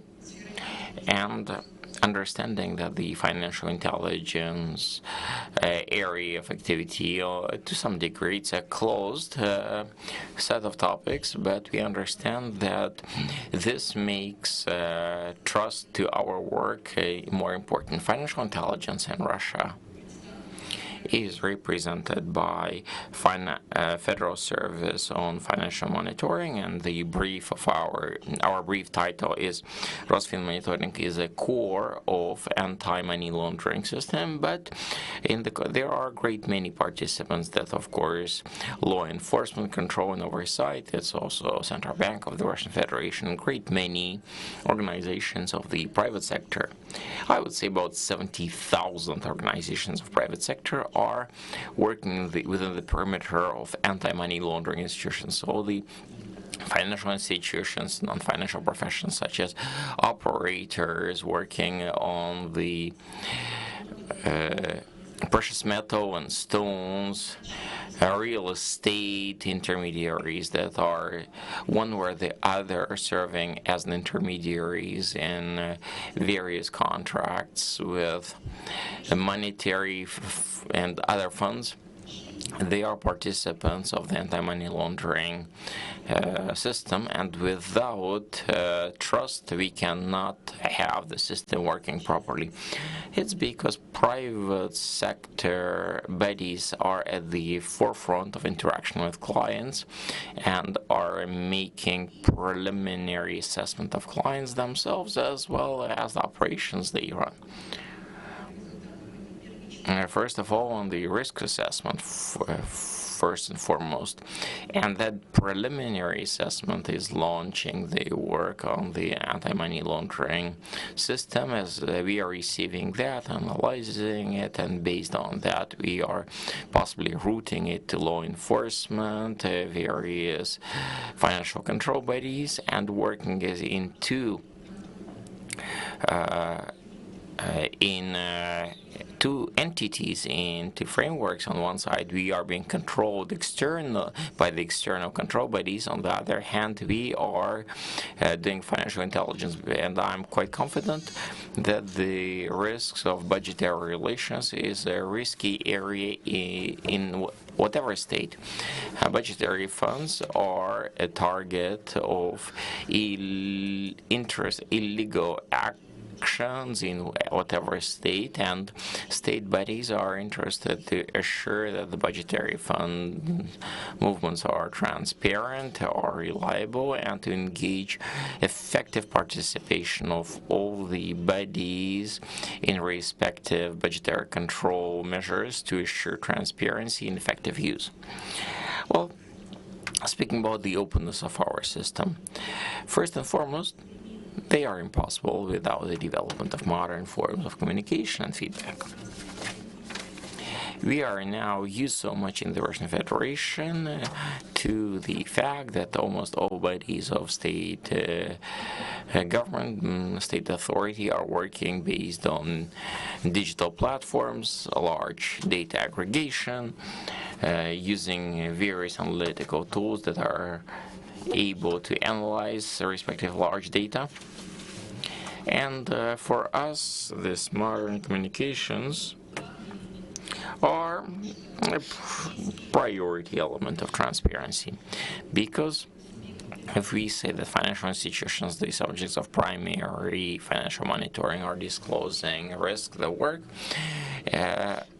the problem, it's important that the problem is almost immediately communicated to us so that we can undertake the most important actions directed at preventative measures to block the criminal intent materialization. From the point of view of openness, we, being quite a compact state body, we have developed a tool called private account, which is open to all the participants of our system on our website, and all sign-offs about all suspected transactions are immediately routed into the work, and then as a result of analysis, they are being routed to related bodies. Now, trust. What does trust mean for us? Well, understanding that 70,000 subjects of primary financial monitoring are within the system, and we are 23-year-old this year, we understood quite a while ago that we should first and foremost be partners for the participants of our system. We have to be receiving information from them on the risks that are materializing here and now, what typologies are being used by the criminals, because they are also developing. They are using modern digital and financial technologies and whatever resources that they have at hand, and this say lively trust-based connection between financial sector and our structure, when various cues are helping us to start spreading information about disclosed red flags, not only among the financial institutions, but are sharing that also with our foreign colleagues. It's becoming important because we will understand that the money laundering schemes are organized that way historically, when criminals are trying to generate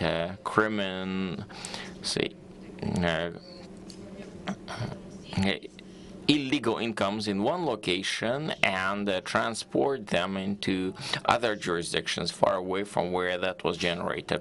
So in here, without international contracts, without growing the environment of trust between international bodies, we can't be effective. Just 3 weeks ago, for example, here in Kazan, we were having a large international forum with participation of some 20 countries, that we are building our trust-related connections in the global system.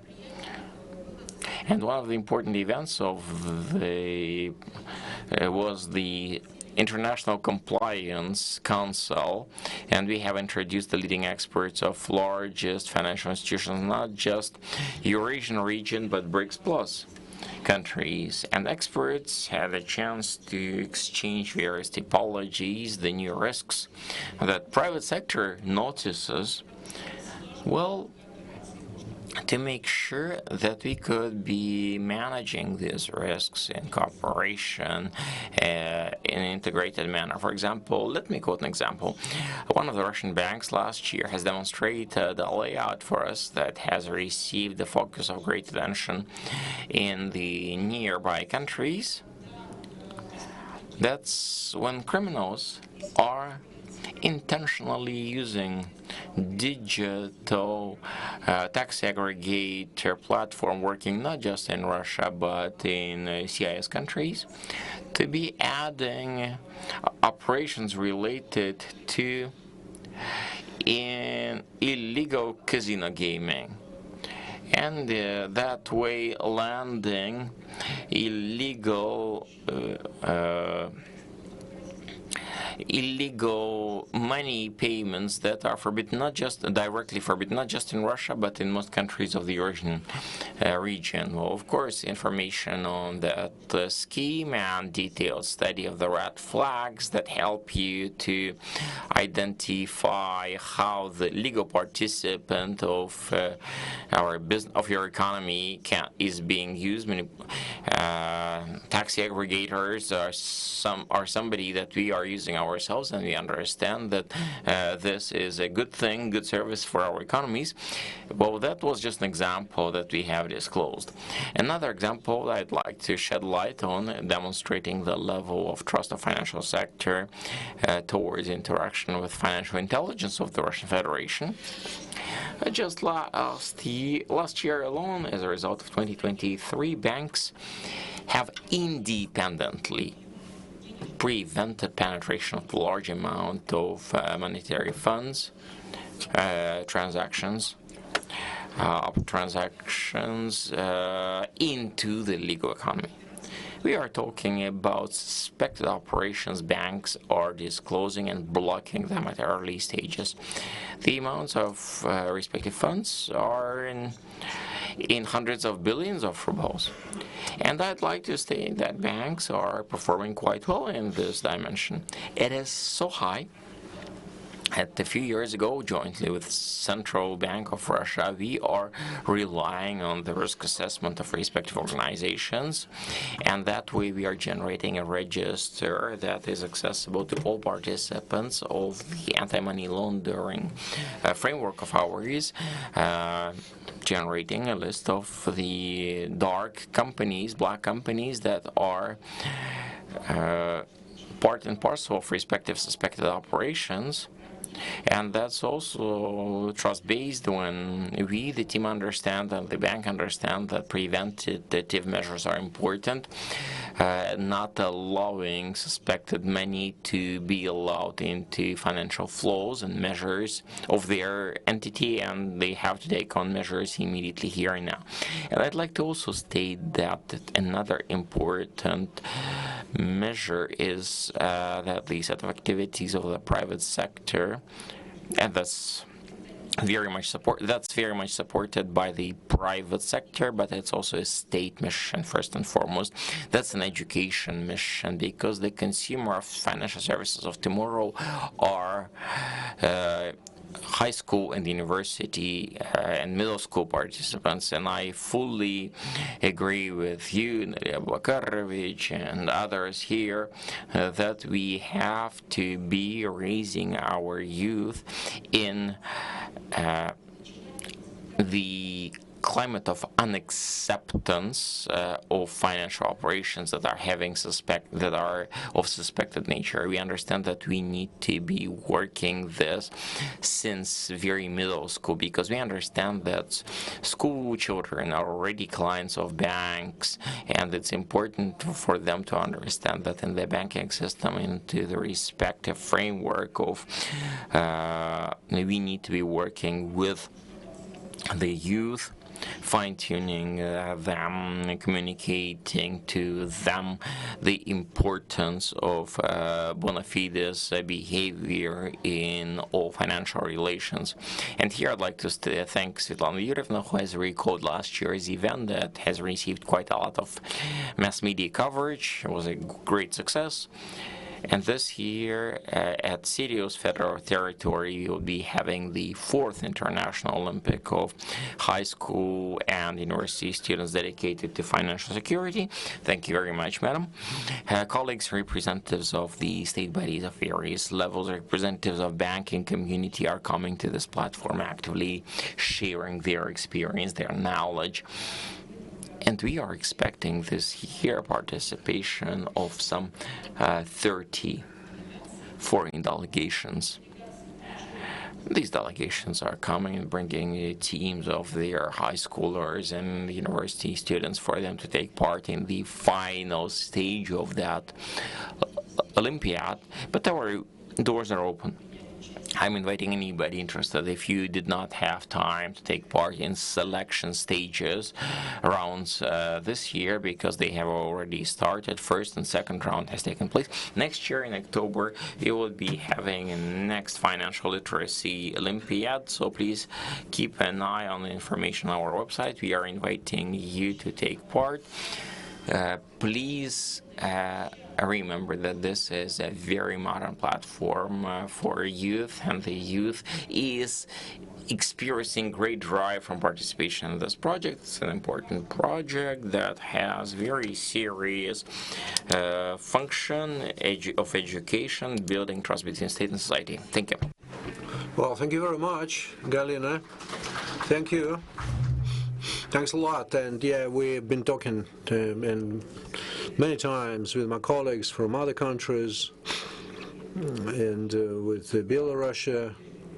Yes, this kind of forum, we have to make it bigger, because they're teaching young people financial literacy and how to train qualified auditors. As members of the government, it's a huge, big work which you have to do. So we have to think together with the Parliament, with the Council of Federation, of what to do and how to do that. Now I would like to give floor to Alexander Vedyakhin, First Deputy of the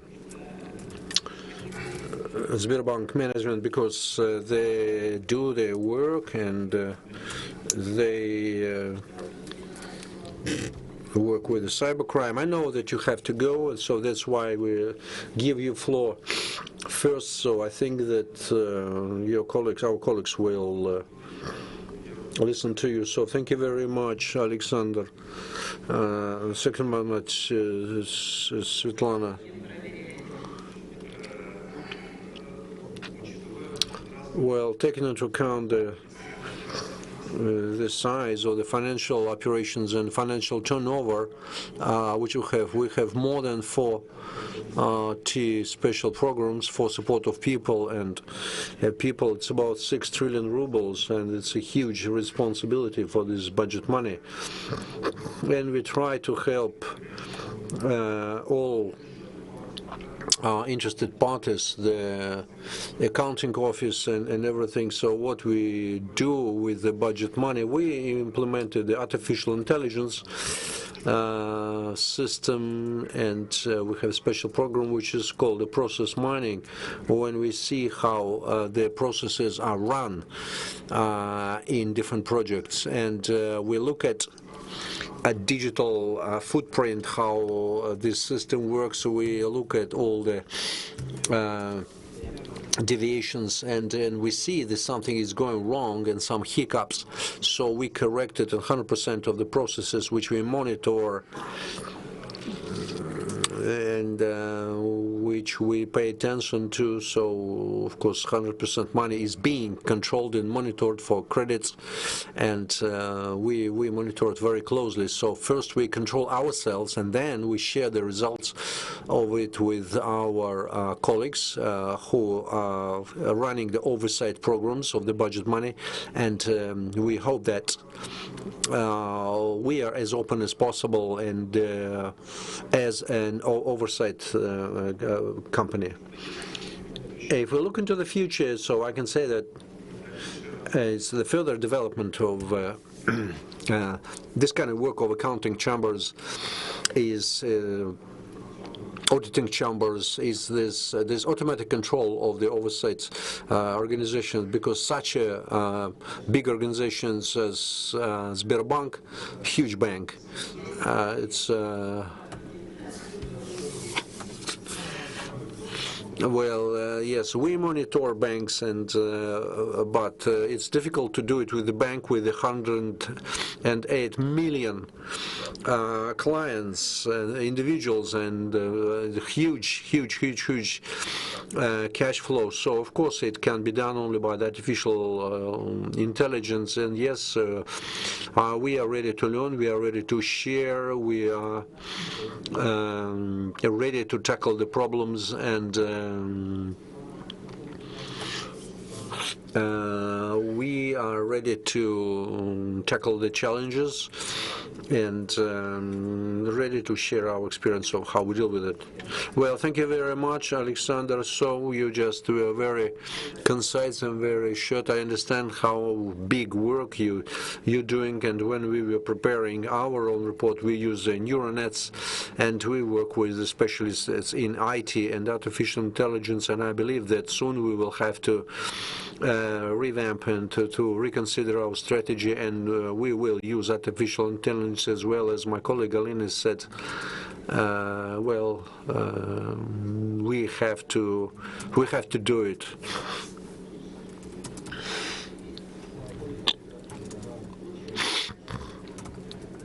We continuously thinking about the quality of our work in these kind of directions. Yes, so I'll let you go, and we continue.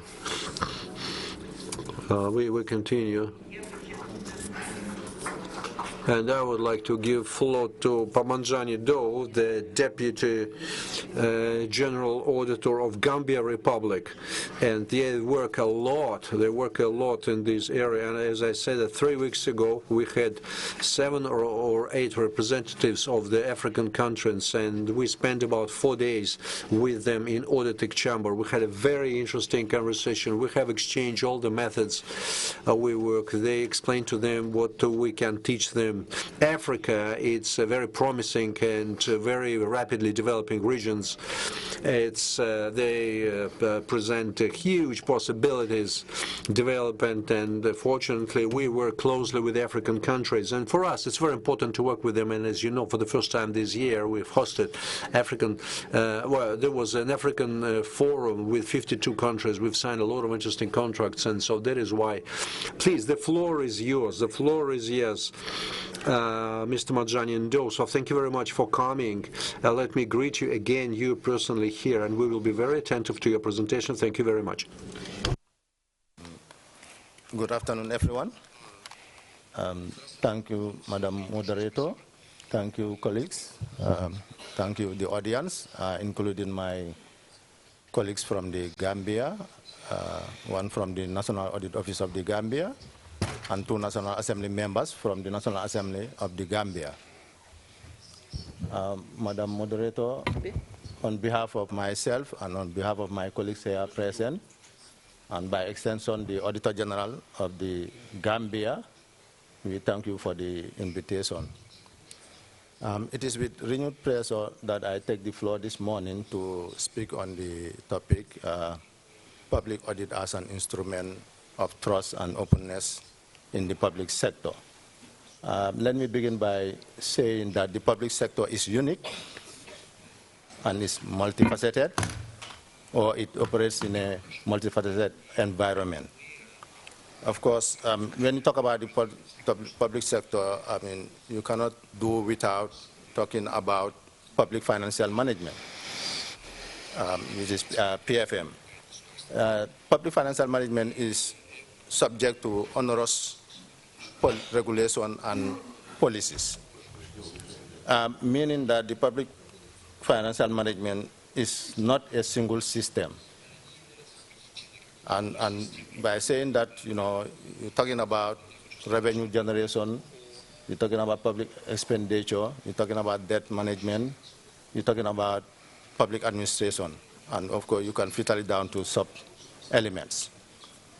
Of course, this goes with financial accountability because of what is involved, and that in tandem with financial discipline, which has been mentioned.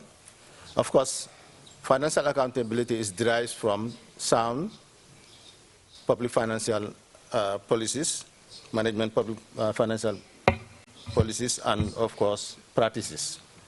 And some of these policies and procedures, of course, are anti-corruption in nature, and these are in our laws.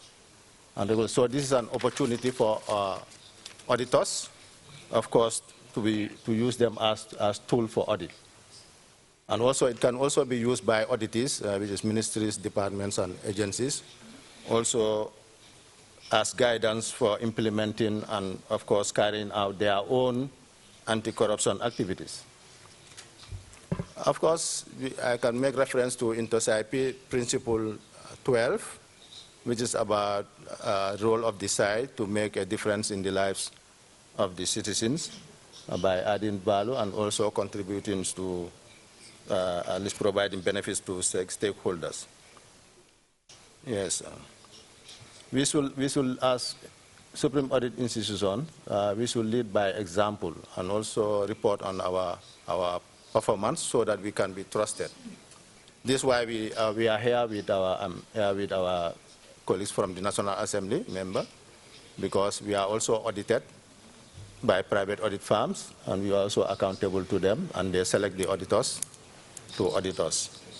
I mean, this, of course, I will come to when we talk about trust, because you have to do all these things to be trusted so that you can also at least take institutions to account. Of course, I will discuss also about the budget. I think it has been mentioned by many, most of the speakers, if not all. Why? Because the central, the budget is key to our development, and also is the main policy tool for government, and forms the cornerstone of the financial accountability process. Having said about Parliament, I think for scrutiny, they confer on us the responsibility to audit and report back to them. They also confer responsibility to the executive to spend and account and report transparently to them, which we also come back to at least audit and give confidence to their own report. The National Asset of the Gambia plays a key role in the public administration by safeguarding financial management and contributing to good governance. In this direction, National Audit Office of the Gambia is part of parliamentary control of the Gambia financial management. We ensure that Parliament receives a coordinated and independent audit of state activities so that they can carry out their oversight function.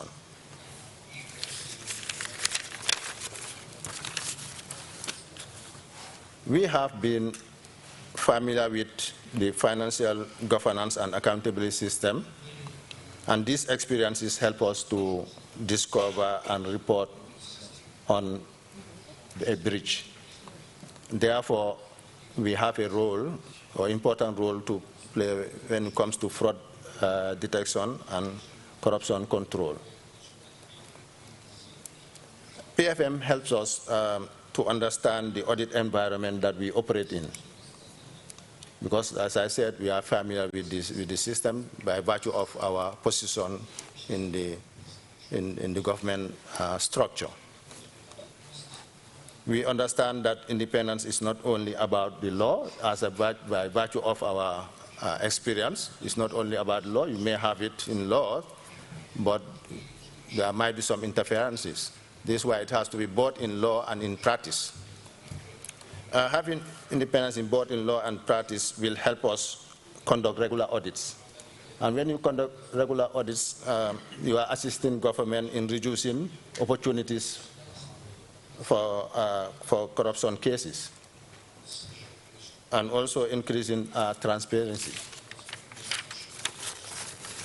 and effectiveness with good and accountable governance. Of course, independence should not be seen as merely an obstacle to overcome. But of course, it is the bedrock foundation that supports the integrity, transparency, and reliability of financial reporting. Because if you are not independent as a Supreme Audit institution, your report will be maybe lack of credibility in the public eyes because of it's about perception. If you are seen not to be independent, then it's difficult to make impact because our product is the audit report that we use to make impact because of our recommendations. I will come to that later. Of course, you cannot talk about independence without mentioning ethics and integrity as well. Yes. So ethics are important for the public perception of an organization, for its ability to attract talent, and for its culture as well.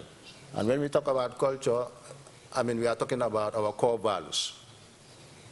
And more often than not, when it comes to core values, we concentrate more on the organization, ourselves, than looking at it from different angle perspective. It should be looked at first from the organization perspective, from, of course, the staff's perspective, the individuals, and, of course, from the society as well. Yes, and also relationship with other stakeholders as well, so that you come up with core values that are representative of all this instead of focusing on, I think one of the speakers also mentioned about respect, because this will also help us build trust. You respect the relationship with other the stakeholders, especially the auditors as well. Furthermore, ethics and integrity are the cornerstone of our profession, and maintaining the highest level of audit quality and independence should be our top priority. Of course, let me share also other key messages on the recommendations as well as on the trust. So, government seriousness in following up Supreme Audit Institution's findings by implementing its recommendations also contributes to increase effectiveness of internal control and prevent fraud in the future. Recommendations should be clearly based on evidence and findings, and should also be constructive, should be coherent, and also consistent. Should aim at correcting the root causes, underlying root causes, because otherwise, if the root causes are not targeted, there will be repeat recommendation, recurrence, and you keep on recommending for the same issue. So the root causes should be targeted. Then taken together, all this should be useful and also result-oriented rather than problem-oriented. Instead of focusing only problems, help to address the issues. Recommendations should not necessarily be about stating the obvious, but it should also add to existing knowledge and also expertise. On trust, those we audit should trust us, but of course it takes two to tangle, How can we build that trust?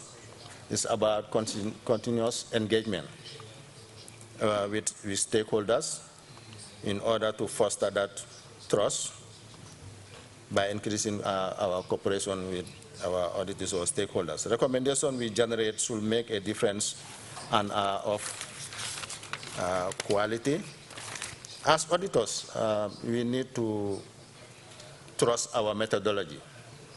We should have a methodology and trust that methodology and justify it, thereby justifying the process that was followed. So that this brings about, of course, consistency and sharing knowledge and skills acquired with colleagues will lead to standardization and the consistency that I mentioned about. It is important to have understanding of our stakeholders because it helps us to develop specific objectives and come up with activities for engagement. And that regular engagement, as I mentioned about, will foster that trust, because there will be, and this enhances collaboration and cooperation, which eventually translate into trust. So, in conclusion, if people don't buy what we do, of course, by doing all what I say, maybe they will buy why we do it, and if they buy why, then there is that understanding of, our work, and that trust is eventually achieved. On that note, I thank you for listening.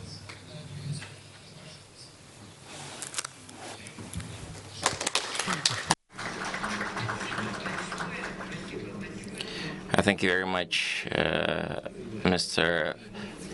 Pamajanido. It was a very interesting presentation.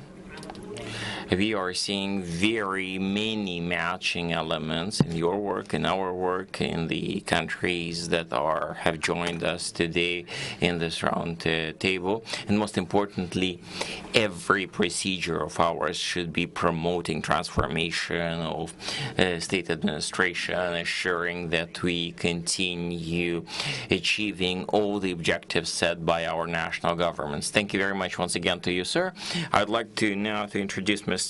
Yaroslav Nilov, the chairman of the Committee of State Duma on Labor, Social Policy, and the Veteran Affairs. Very important leader from LDPR party that has done a lot, parliamentary party that has done a lot for legislation. And every time we meet these gentlemen, we know that Mr. Nilov, he is familiar with all the details, the depth of the topic, the problem. And as a parliamentarian, he is demanding things from the government. He is demanding things from the Chamber of Accounts. He wants to make sure that we organize things in a way that people get their benefits. Thank you very much for your words. I welcome everybody. I would like to break down my presentation into two parts. First is philosophical and analytical one, and the second one based on my experience of interaction with the Chamber of Accounts. And there were some statements made here and positions about the fact that the society has a very big demand for fairness. I do confirm it. The letters we are receiving in the Committee on the Social Policy motions we are hearing, be it in written or at meetings, it's there.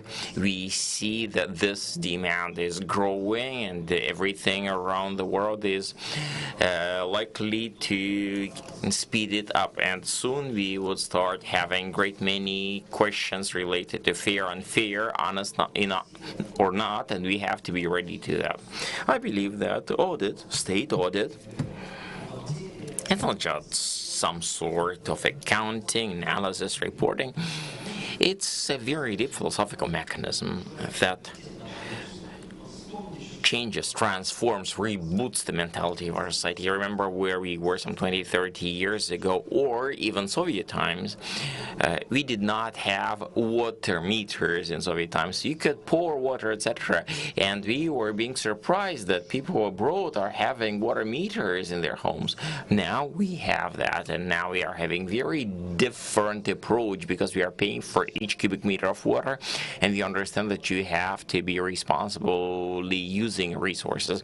And many things are changing, be it the accounts, chamber, other bodies that are promoting this, doing this community work, ecological environment, etc., etc., etc., that are working on the mental transformation of society, teaching them lean management, a careful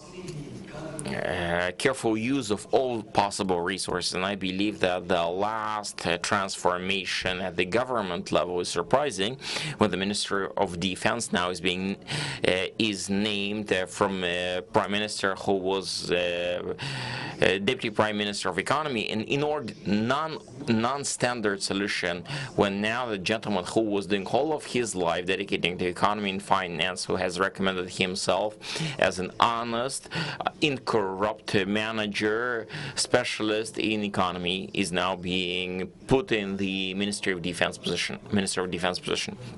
Let me go to this interaction with the Chamber of Accounts. For us, it's a tool of parliamentary control. We are having representatives of from among our parliamentarians to be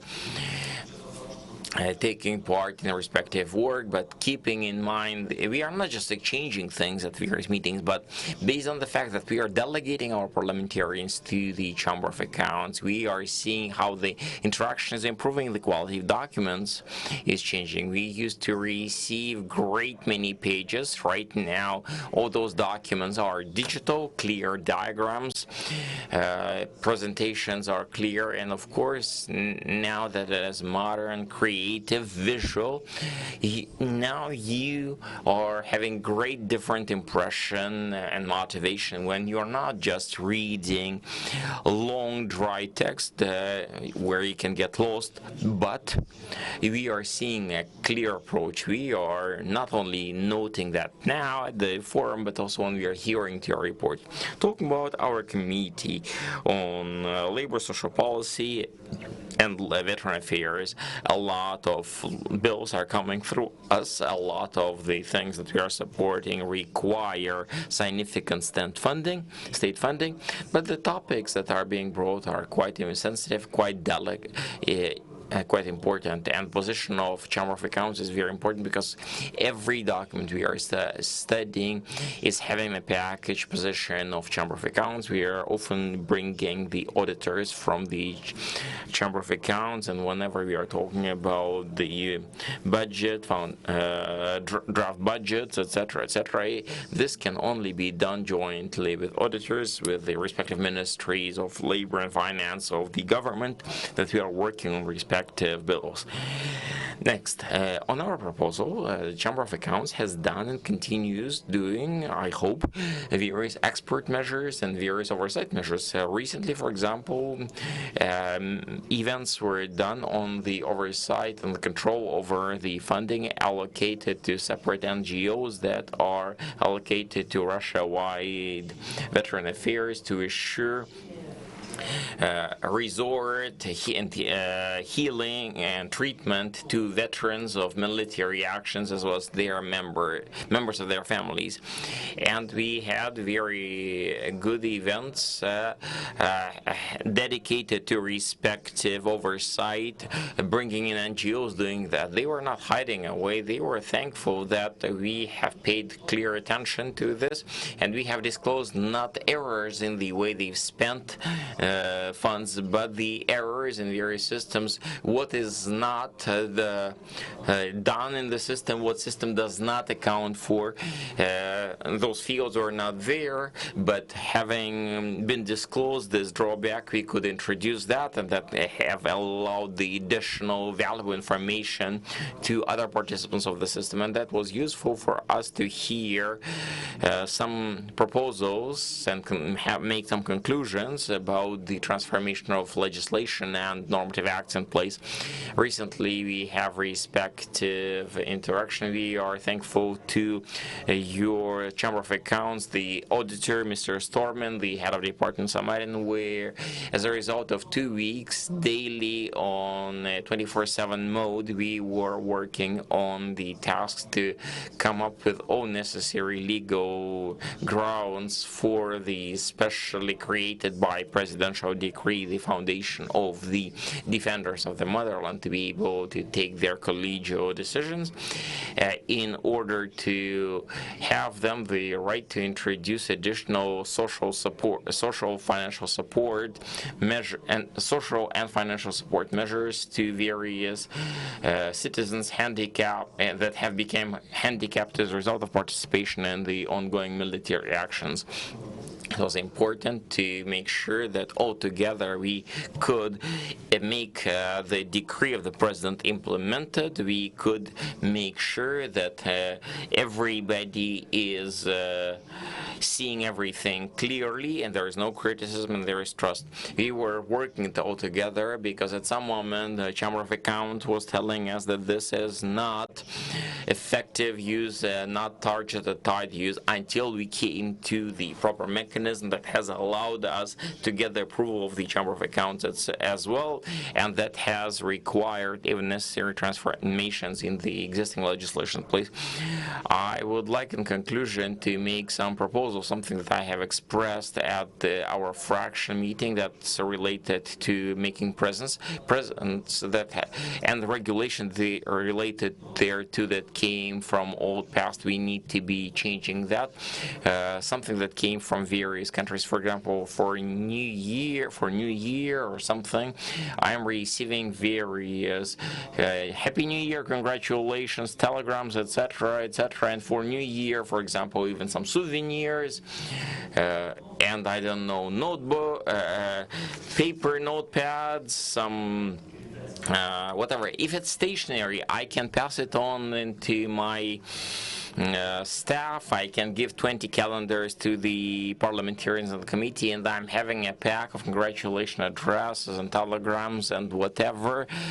I'm not even reading them. Sometimes they are not being hand signed, but they are sent. But that all together costs money. And look about the scale that this would be there at the country level.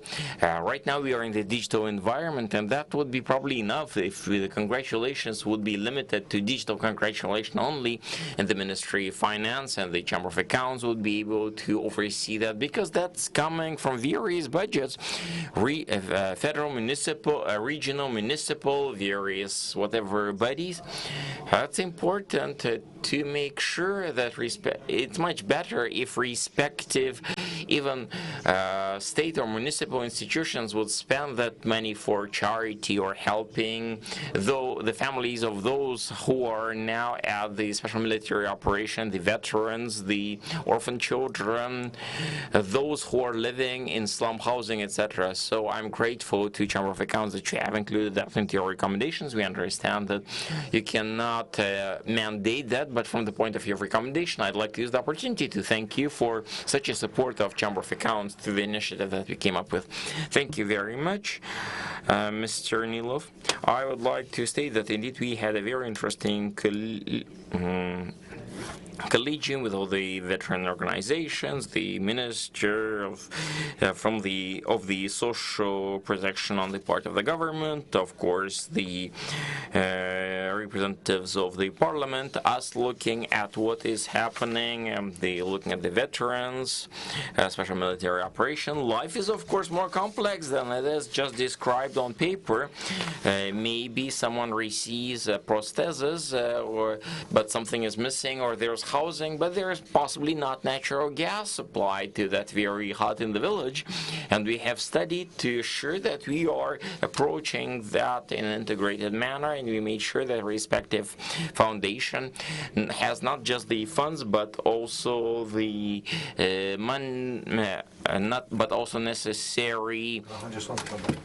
necessary authority to be using that funds Because, of course, look, we are having great many rural territories, and people, they are socialized, they are necessary to our society, they have covered quite a path in their personal development, this handicap, their brain and heart would be important for the country, and say allocation of vehicles for them to be able to be actively taking part in the social life would be important. And so we work together what provision, what law should be changed, whatever, so that that would be correct, and so that foundation doing its very important job would not be seen as infringing on some other provisions of the law. Thank you very much. I understand that you are in a hurry yourself, so thank you very much. And in conclusion, I would still like to give the floor to one of the representatives of the very best leaders of Trade Industry Chamber of Russia, to Vladimir Padalko, the Vice President of Trade Industry Chamber of the Russian Federation, that has covered quite a great school, who in the Presidium, who has worked a lot in China, who does great work in the Trade Industry Chamber. It's a very important body, not just at the Russian level, they are actively working at the international platform. And Sergei Katerin himself, the President, the head of the Trade Industry Chamber of Russia, is doing a lot himself. We are actively working with them. I know they are preparing an important roundtable on family businesses that will be taking place in new city of Russia, Dobrograd. They will be speaking about what is done and how that is done. So please do not be offended, Mr. Padalko. I actually kept you for last because we have talked a lot about what has been done, and that all comes to then down to businesses. So your decisive word, but we are always remembering, the last is always remembered best. Well, thank you very much, dear colleagues. I know that everything is lit. I do hope that all of you are hearing, etc.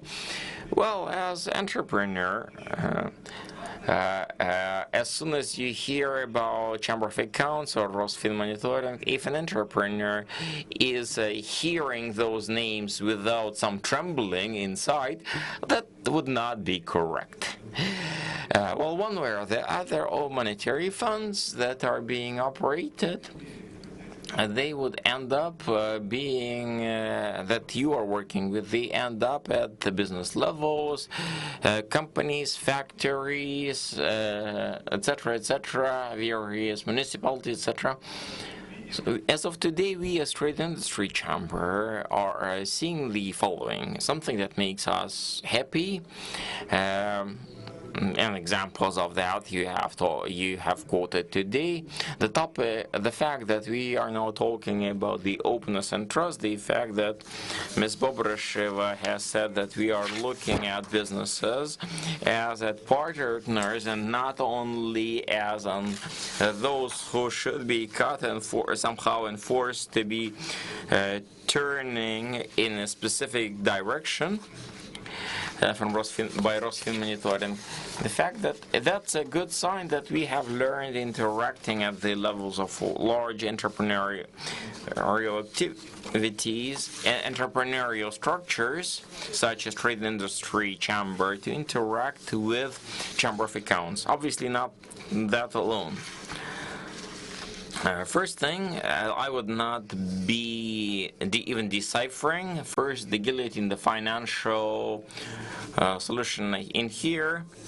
Dear Svetlana, we would request you to continue doing that work, because what we have done, thanks to the work together with Mr. Grigorenko, that's important. That is very much promoting the sanity of the marketplace. Secondly, talking about regulatory effects. A year, about 1,600 various regulatory documents in at the level of economy is quite an important, say, pack, where, of course, representatives of businesses and our trade industry chamber are making certain contributions, and we are happy to hear that federal authorities, parliamentary authorities are accepting the recommendations and making corrections, hearing the voice of structures. Third dimension that's important, international commercial court of arbitrage contacts that is together with us, and the introduction of that respective institution with the control and oversight bodies.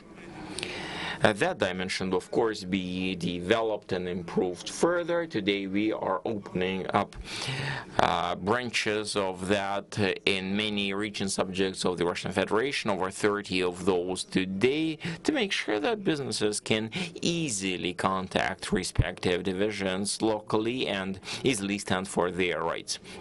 And I guess the last thing we would like to concentrate, something that we are concentrating our joint attention, is on education, raising preventative measures, and warning entrepreneurs to fine-tune them, to help them to be especially disciplined in working with the budgetary funds, to be performing in excellence all the obligations related to projects with a single ruble of budgetary funds. I would not be going into further details.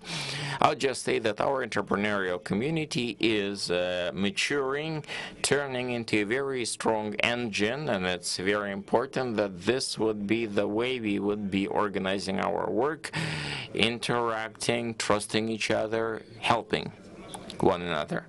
Now, speaking about our foreign friends, and I guess I would finish my presentation here. Russians working externally right now are, of course, looking attentively at our investments in the economy of African countries. We are very pleased to be working with our Algerian colleagues, and we would continue working there further. We are having proposals on organization of technoparks. Speaking about Eurasian Economic Union, we are now developing free economic trade regimes, and that would require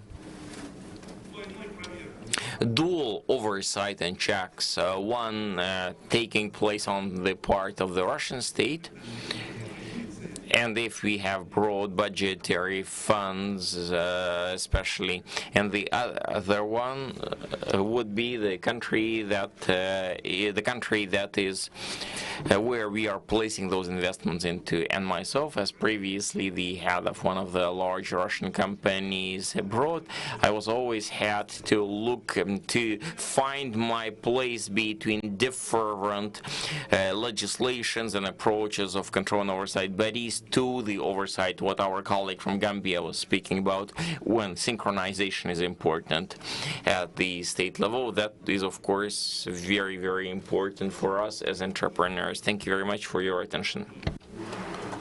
I think I'll finish right there. Well, thank you very much. Well, first of all, we continue working, and my colleague got additional task to continue digitalization, and it's very helpful for us. And we already have this huge, right now we are organizing St. Petersburg Forum for the third year, and we have a lot of good examples that people see your work and help. So in St. Petersburg Forum, we will have a round table with participation of the Vice Prime Minister and ministers' representatives. We will discuss it, all of it, with you, but this work has already given us a huge results. But you have to understand, number of ministers, and 9 ministers, well, they did not decrease the number of their oversight inspections. Rostechnadzor and some others. And sometimes we have very ugly situations, for example, when children are poisoned at school during the catering. because of the low quality food, a lot of different issues. So that is why we are right now initiating the oversight of the ministers, and now you see that we want a result. What do you mean by result of our inspections? And I recently talked with my colleagues, and we try to get new quality indicators, and now we work together with the General Attorney Office, and we tackle a huge range of questions. For example, bankruptcy. When we started why we started working with the arbitration courts, because they have tons of money in their bank accounts, and we understand that what happens with the money of companies which are going through the bankruptcy procedures.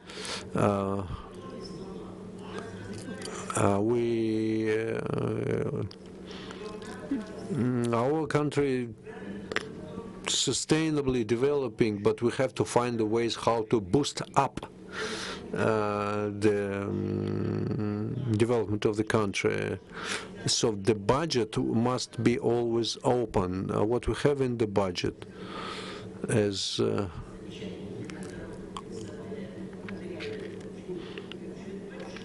we have huge money in the budget, so we have to show what's going on with the money. Yes, of course, we have some closed budgets. It's confidential, but there are a lot of things which must be open to the public. And the message of our president was very clear. So don't worry, we will continue this work with you, with business, with corporations, because we oversight them. We have authority to check corporations, and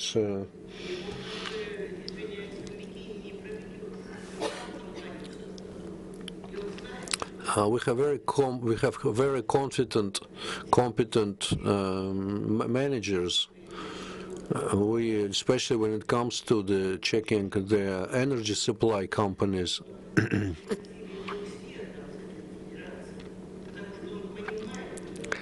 And we have specialists, for example, in the energy sector.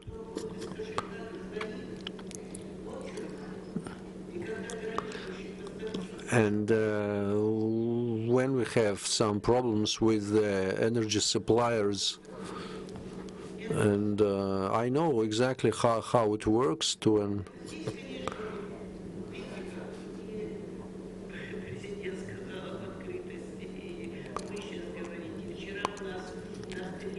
we talked about openness and transparency, and so that is why this is the trend of we listened to Alger representatives, Africa countries. We all understand the global tendencies. They are the same, but how we have to solve the problems, and we have to solve these problems with only one way: how to make life of our people better. All people are looking for respect, peace, love. So it's such an interesting session we have, but I have to give floor to Ainuru Mubarakovu. It's the auditor of the accounting office, so I have to give floor to him as well. Svetlana, thank you. I will be brief. I would like just to share with you using some experience which we have, which will also be useful on the federal level, the colleagues, also foreign countries.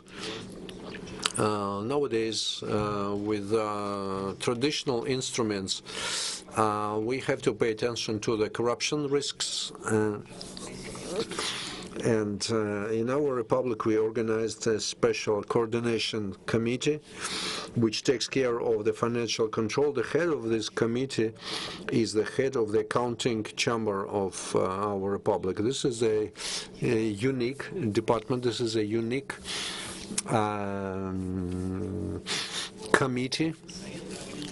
And we organize the work of the monitoring bodies using the unified legislation, registration, and we work very closely with the law enforcement agencies as well. And of course, we have representatives of the auditing chamber. We have the president administration, anti-corruption committee, general attorney office. We have representatives of anti-monopoly service, investigation committee, minister of finance, and we have representatives of the minister of finance. Annually, we build up our plans together with these agencies, together with the government, and we follow this plan, which helps us to expand the range of our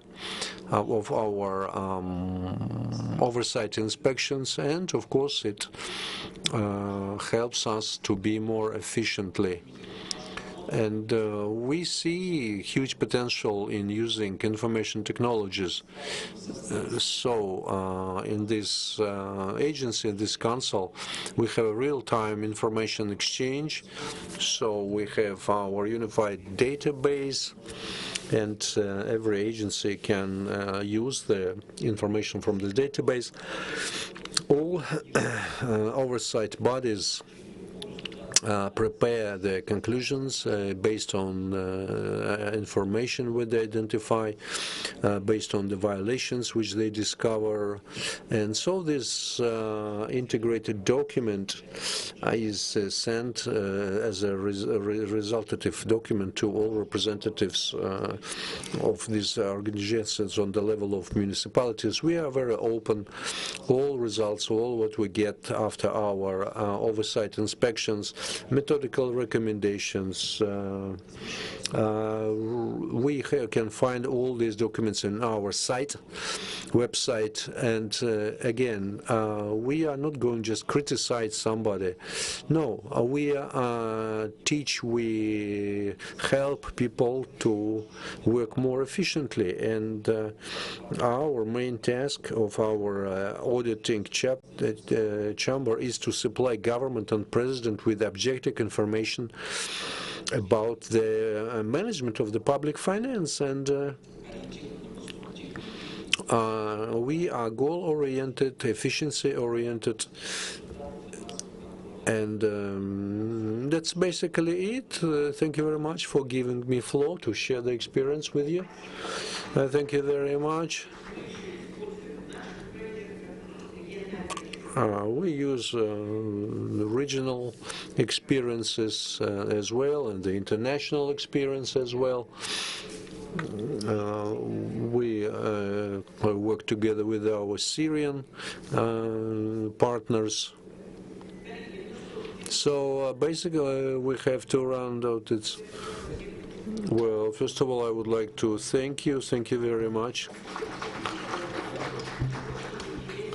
That was very interesting topic, and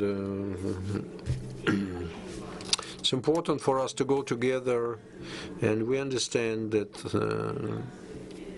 state audit is finance, and we work for budget, we work for people, and it's very important to solve all the problems, but we cannot work without it. So that is why we work with the INTERSAI, with these international organizations, 187 countries there. And we have the representatives of the main government bodies from our parliament, the Council of Federation, who work with different committees, and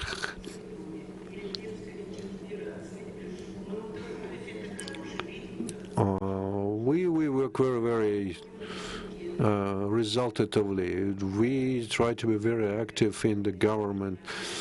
And we very often go to regions, and recently we organized international anti-corruption conference in which we shared our recommendations. So that is why the world is developing, and so that is why, well, thank you very much for being here. Thanks a lot.